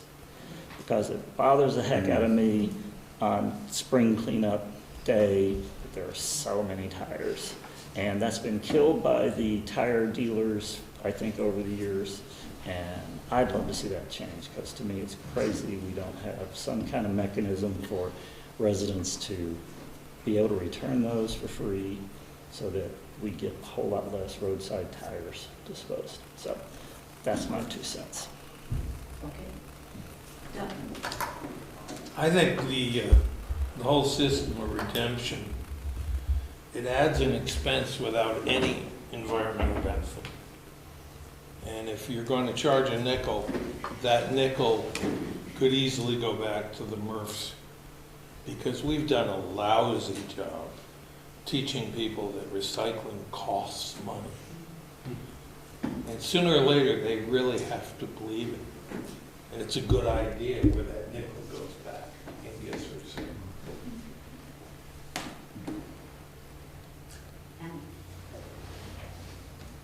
I truly believe the legislature is going to do something this year. And we don't have time to do an extended producer responsibility for this year. I mean, they're gonna make an action this year. And I think we got to come up on the table and either, support like a glass-only bottle bill or add all glass to the bottle bill. And educate people about how we fund the MRF through aluminum recycling and PET and whatever, because, all these other things are great, but those people up here are going to do something this year. And once they do it, we can see, the current one's been 40 years, and once they do it, they aren't going to change it in the near future. And we're going to be stuck with whatever it is that they get passed. So I think we got to be proactive and fight for those materials to stay in the MRF. First of all, I'm against taking the money today and putting it into clean water. I don't see where disposing of waste or recycled material has anything to do with clean water, and I'm against that. I almost like to propose that you do away with the whole bottle bill and just say it's another recyclable, and then put it back on to the producers to help support our MRF in expansion. I mean, today we loathe the fact that we got a nickel on a metal can, aluminum, that we can then resell at a significant higher price. But it's still a case, whether it's glass or whether it's aluminum, it is a tax. And I think it's a matter of trying to balance the recycle activity as opposed to a disposal activity. And how you manage the materials. But it definitely is a case that what's been in place for these number of years of the nickel deposit, the world today is more interested in recycling, and I think we need to push that end of it more, even though it may create a problem for us in terms of the material we would then have to handle. For me, I'm kind of a combination of Paul Stabler and Alan. I think that we need to have something, an opinion on the bottle bill for this year, because it's going to happen. And having the extended producer responsibility is going to take longer than that. But that is very, very, very important. I'd like to see us do a proposal for expanded glass. Keep the bottle bill as it is, keep a bottle bill, but make it something that will actually work for the worst offender, which is glass. I also agree that tires are a real problem if we're looking at this globally. We're talking about something that, it's a hydrocarbon. But first of all, I'd like to have them figure out some other thing to make tires out of than a gasoline-based product, but that not happening. We do need to address tires at some point, certainly not right now. This was a great conversation. I really want to thank you all, and I'd like to, for next month, to have you think about what you heard, try to make sense of what we would like to hear, and continue this. Yes? One more clarifying question. If we look at the potential policy options, the glass-only bottle bill is like a net positive without any retooling of our infrastructure. EPR could require us to change things, but may not.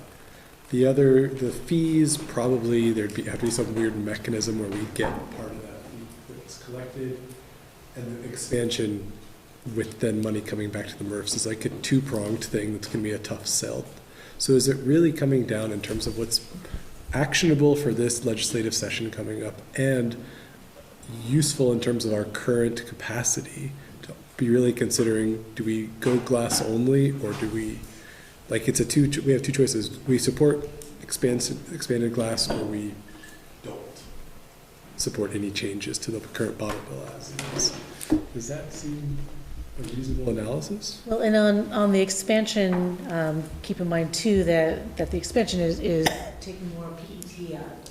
Right, so that seems not helpful to us. So it's just saying we don't want to do an expansion unless it's just glass only.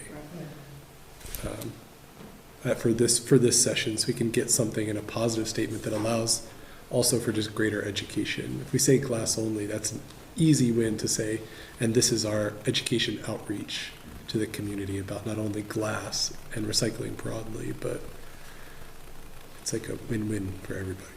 Okay, thank you. Summary done. Okay. Well, Jen's going to make sense of us. She's going to figure us out. By Friday, right, Jen? That's right. And we'll, I don't know what you're going to come up with, but this will be back on the agenda next month so that we can get to some kind of a conclusion. Thank you very much. Next. The Heinsberg Drop-Off Center construction contract. Yep. So we have Renee Marshall here, who is the Heinsberg Town Administrator, so thank you. Oh, okay, and Select Board Member Mary, thank you. And so we appreciate you both coming out tonight to be here for this, to answer any questions that the board may have about the process of the project. So as we had mentioned several months ago, we were going to, you had approved us to go out to bid for construction with the caveat that obviously we could bring back to you the cost. So that's what you have here in the memo.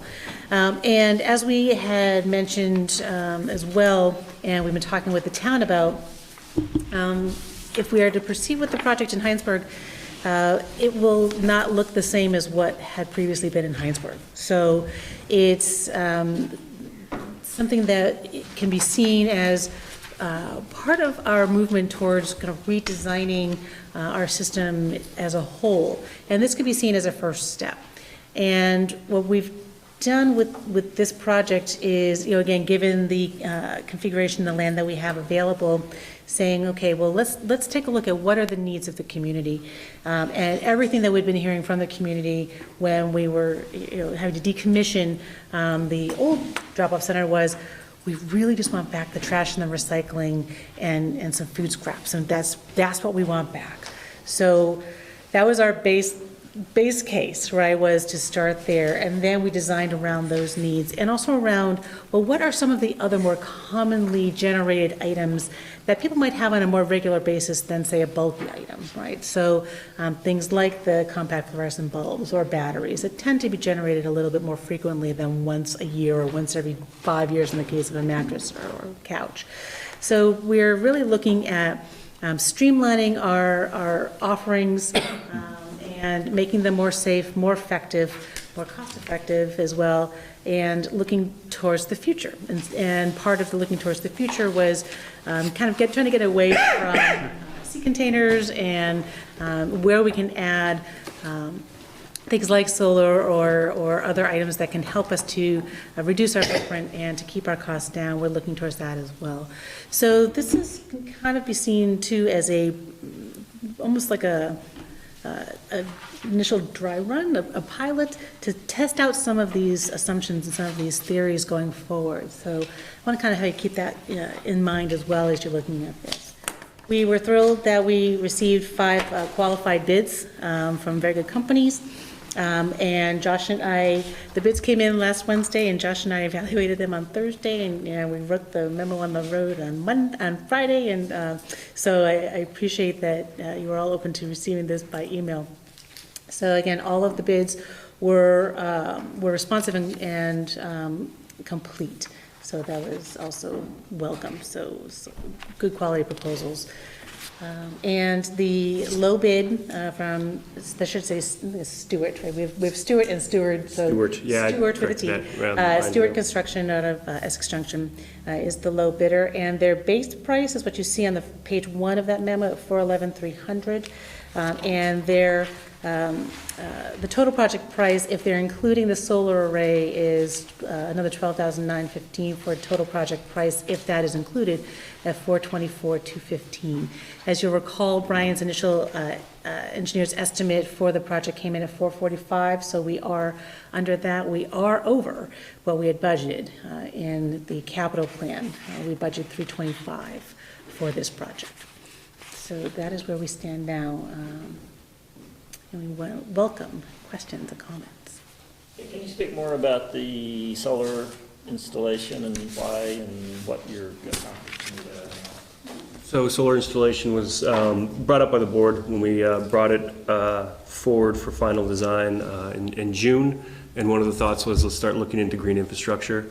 So one of the things we did was see where a good placement of a solar array would be. It's in the northwestern corner of the facility. The way that the site is designed is that we'll bring all the conduit to that area, and then if it needs to be something that gets installed later, we can do that, or we can do it now. Working through that piece as far as how that would look as offsets for our energy uses, we have to explore a little farther, to be honest. So we've got it as far as construction and design goes, but moving forward, looking at about the benefits, we do a little more investigation on that.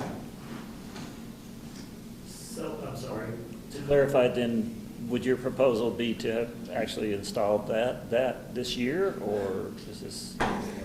I was going to say, we also do need to, if we are going to go forward with the solar project, we would need to go back to the DRB in Heinsberg for an amendment.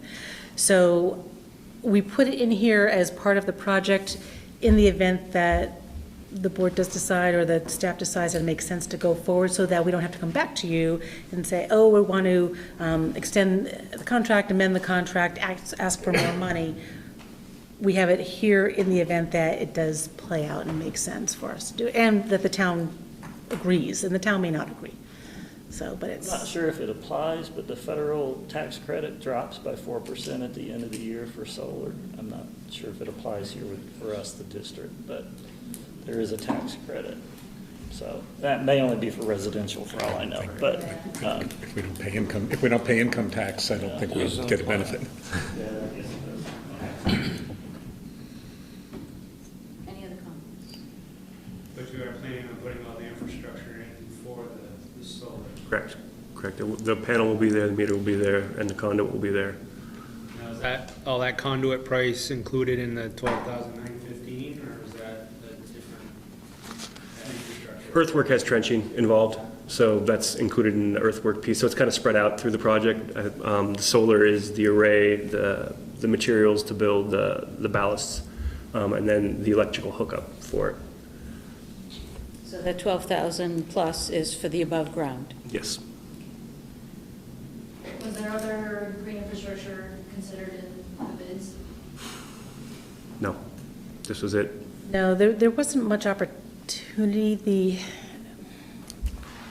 We could potentially look at reused asphalt shingles on the roof, the only or other- request it to be put into the asphalt that we put down.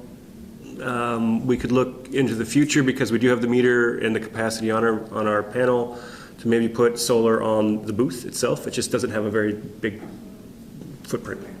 Yeah, so that kind of, and then our pole barn, which has a decent sized footprint, is facing the wrong direction. So we could figure out what to do with that, but as far as the design went to look at green infrastructure and solar, the placement we have is the most optimal to be kind of out of operations, and also minimize the impact on the town garage, because it's out of their way. It doesn't impact their operations either. How about putting a power wall set up through Green Mountain Power? We did not look into that. They would probably jump at the chance to do it for us. I mean, it's worth looking into. I don't. Maybe for future projects, I think this one is probably too. Yeah, this is pretty far along. We're running up against, the construction season.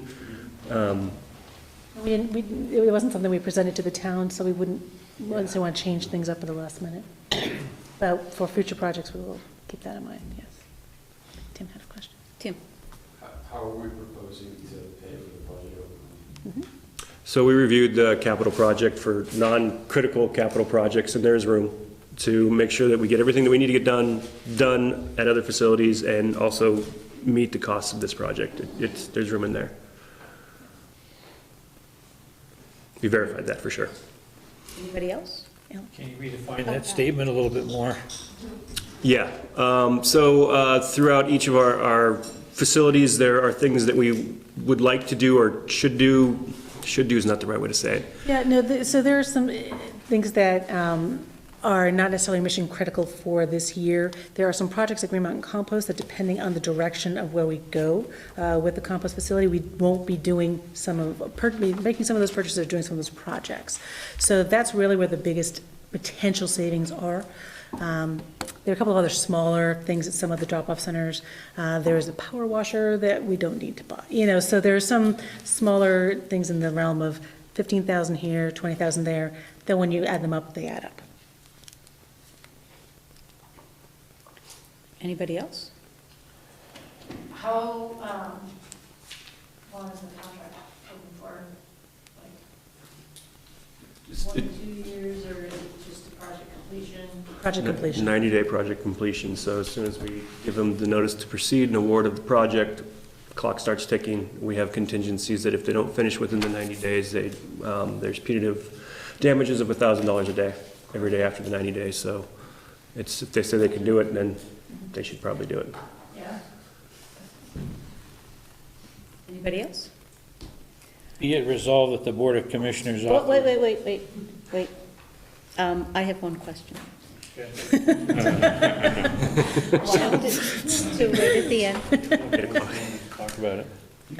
You can still have a discussion after it's on the board. I'd like to do it now. Thank you, Bert. I have a question for the town. Has this project been fully approved to go forward by the select board? It has. So it went for the DRB first, and there were a couple changes that CSWD had made to the plans, and so that was the only reason it went back to the select board. So there was just needed to be some more confirmation from, our highway operations to make sure there wasn't going to be any conflict there. And then we have another active construction project for a floodplain restoration that's going to be going on at the same time as this one. And so I just wanted to put those two together just to make sure that they can work harmoniously, at the same time in the same area. And there's good communication between those two as well. So we feel confident that this will work, and the select board does as well. So that's why I wanted to be here in person, just to. Okay, so being confident and it being approved are two different things. It's been approved. What the confidence was, I'm confident we have a good communication going forward. That we'll be able to work through, navigate the two construction projects going on at once well. So that was the confidence piece. It has been approved. Yeah. Thank you. Okay, go for it. Be resolved that the Board of Commissioners authorizes the Executive Director to enter into a contractual agreement for construction services with Stewart Construction of Essex Junction, Vermont, for an amount not to exceed $430,000 for the purpose of constructing a drop-off center in Heinsberg, Vermont. Construction shall be contingent upon successful negotiation of the terms of a lease agreement between CSWD and the town of Heinsberg for use of their property. So be it further resolved that the Board of Commissioners authorizes the Executive Director to enter into lease negotiations with the town of Heinsberg and to execute such lease as soon as both parties are satisfied. Second. Paul, second. Any other discussion on this? Can you provide some clarity on that last comment about the lease? Yep, so we are, obviously because we don't have a drop-off center there now, we don't have a lease. So that is the piece that Renee and I will need to negotiate. And what the town has now is our boilerplate. And then with each drop-off center, there's some little detail that is specific to that town or that city that needs to be inserted. So I would get the language into that lease, hand it over to Thomas, they would hand it over to their local town solicitor, and then it becomes executed. So this is subject to the lease? It's a condition. Yes. Correct. So we're approving, but we're not spending. Correct, we're not constructing until there's a lease. And the view of how long that lease will be? We're presenting our standard 5-year lease with 3 5-year options to renew for the total of 20 years. Paul? Can you confirm that the agreed upon lease price is $1 a year? That is what is in the draft, correct? Yes, yes. If that were to change, I would assume you would not go forward with this, correct? That would probably not be satisfactory. So it is to our mutual satisfaction. And just to be clear, the construction season's getting real tight, so, this lease agreement needs to probably take place within the next week, or full disclosure, we won't be able to move forward, and this will get pushed to the spring. So just so everybody else is confident with that, we're not going to build in February. You had a question about the term? We approved tonight conditional upon approval or conditional upon the Successful negotiation, correct. But does the lease then come back to the board for approval? What have we done in the past? I haven't been here. Pretty sure those have come back to the board. So I think Tim's right. Oh, you should double check me. Well, what we can do, because of the time crunch here, is that we can have a phone meeting and do it as an emergency. I'm confused. The motion here includes language that says authorize the executive director to enter into lease negotiations with the town of Heinsberg and to execute such lease as soon as both parties are satisfied. So essentially that, you're right, the way that it is written would allow me to go ahead, and you're saying that yes, as long as our terms and conditions are met, as long as the town's terms and conditions are met, that you do give the approval for me to sign the lease. So essentially you would be approving that tonight as well. I understand the sense of urgency, but at the same time, this is not an emergency. If this slides a year, it slides. And, you know, we have been, you know, no disrespect, we've been kind of painted into the corner here, where the town made a decision that we were gonna go ahead and close the drop-off center. So now we have all the member communities chipping in to make a close to a $500,000 investment. And now we're being told that the decision needs to be made on very short notice. And we're gonna have to kind of hustle and pull together a meeting to review a lease. I don't see any need to go ahead and rush this. If it takes more time, it takes more time. I mean, you know how I feel about the whole entire process. I'm hopeful that this is the last time when a member community is gonna go ahead and force the hand of every other member community to spend $500,000.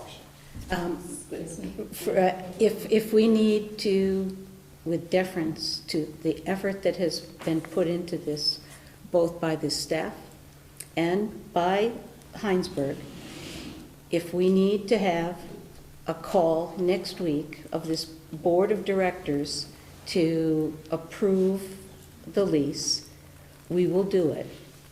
I don't see that as an exceptional burden on us. It doesn't have to be at 5 o'clock. The call could be at 7 or whatever is a more convenient time for commissioners to be able to get on the phone. But if that's what we need, that's what we'll do. All I have is one vote, right? That's all I have. That's all we all have. But I guess I would just make the recommendation to you that it would seem to be a bit strange that we would sign a lease for 5 years rather than a much longer time frame. It's a standard. This is what we have done.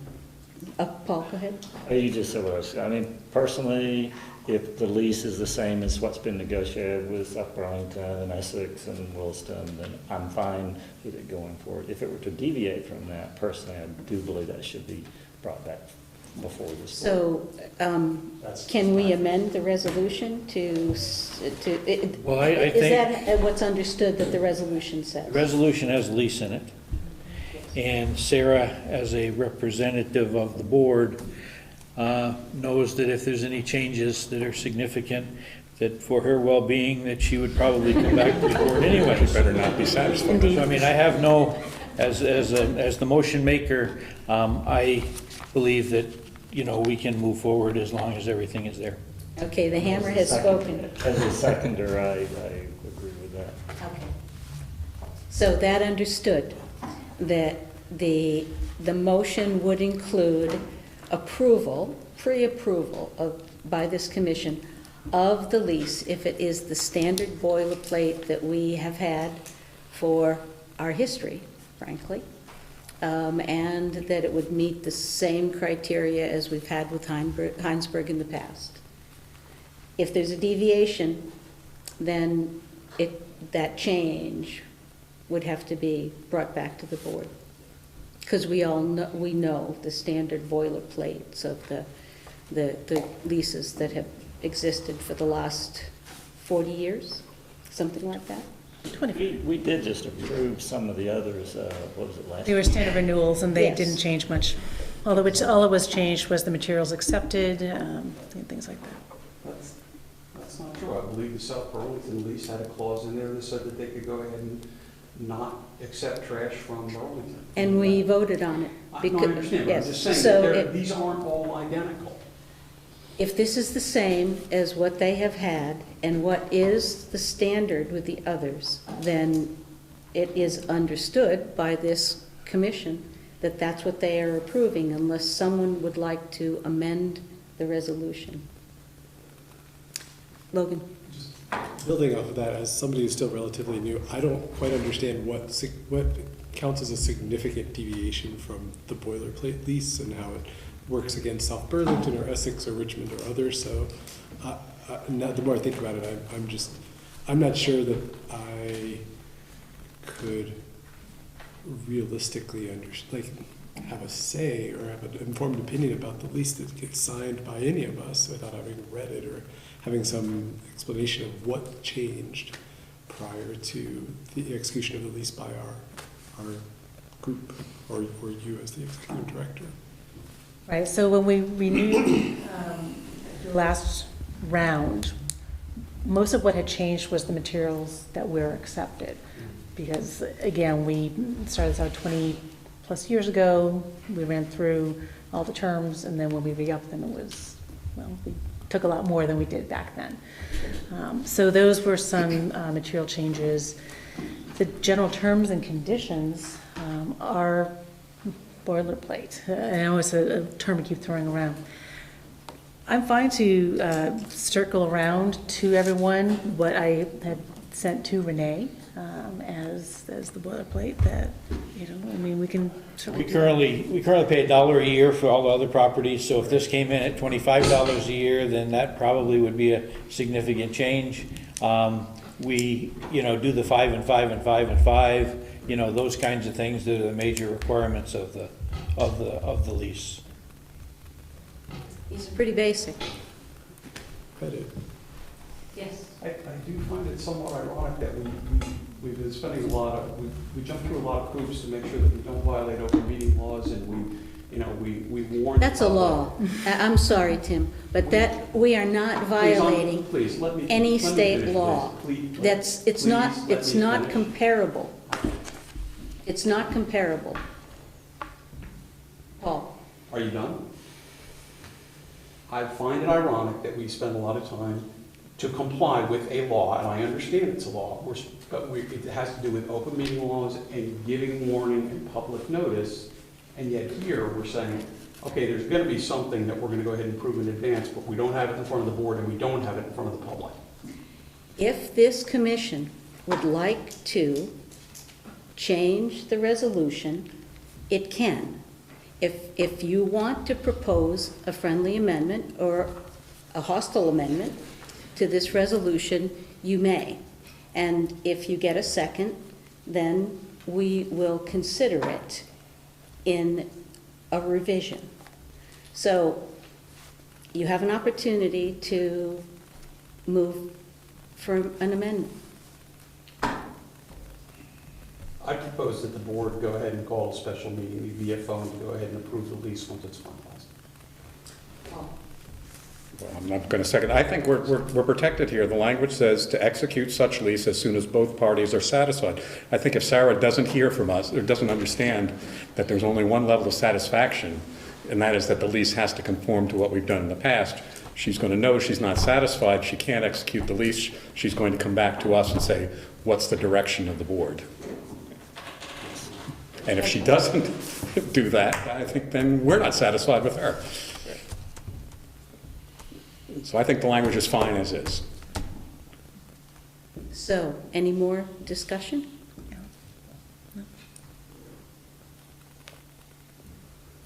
Move the motion. I'm going to ask for the vote.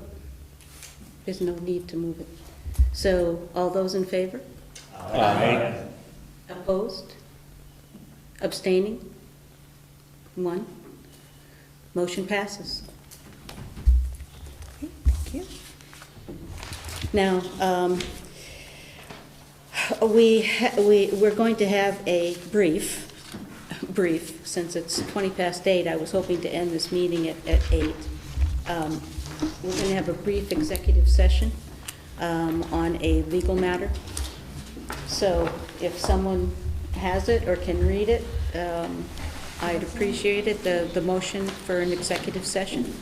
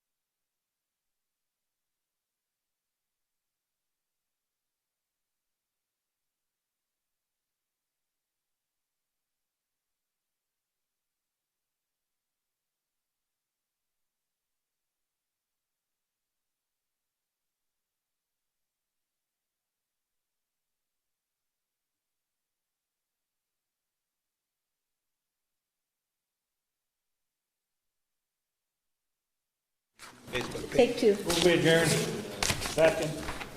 All those in favor? Aye. Approved, we're out. Thank you.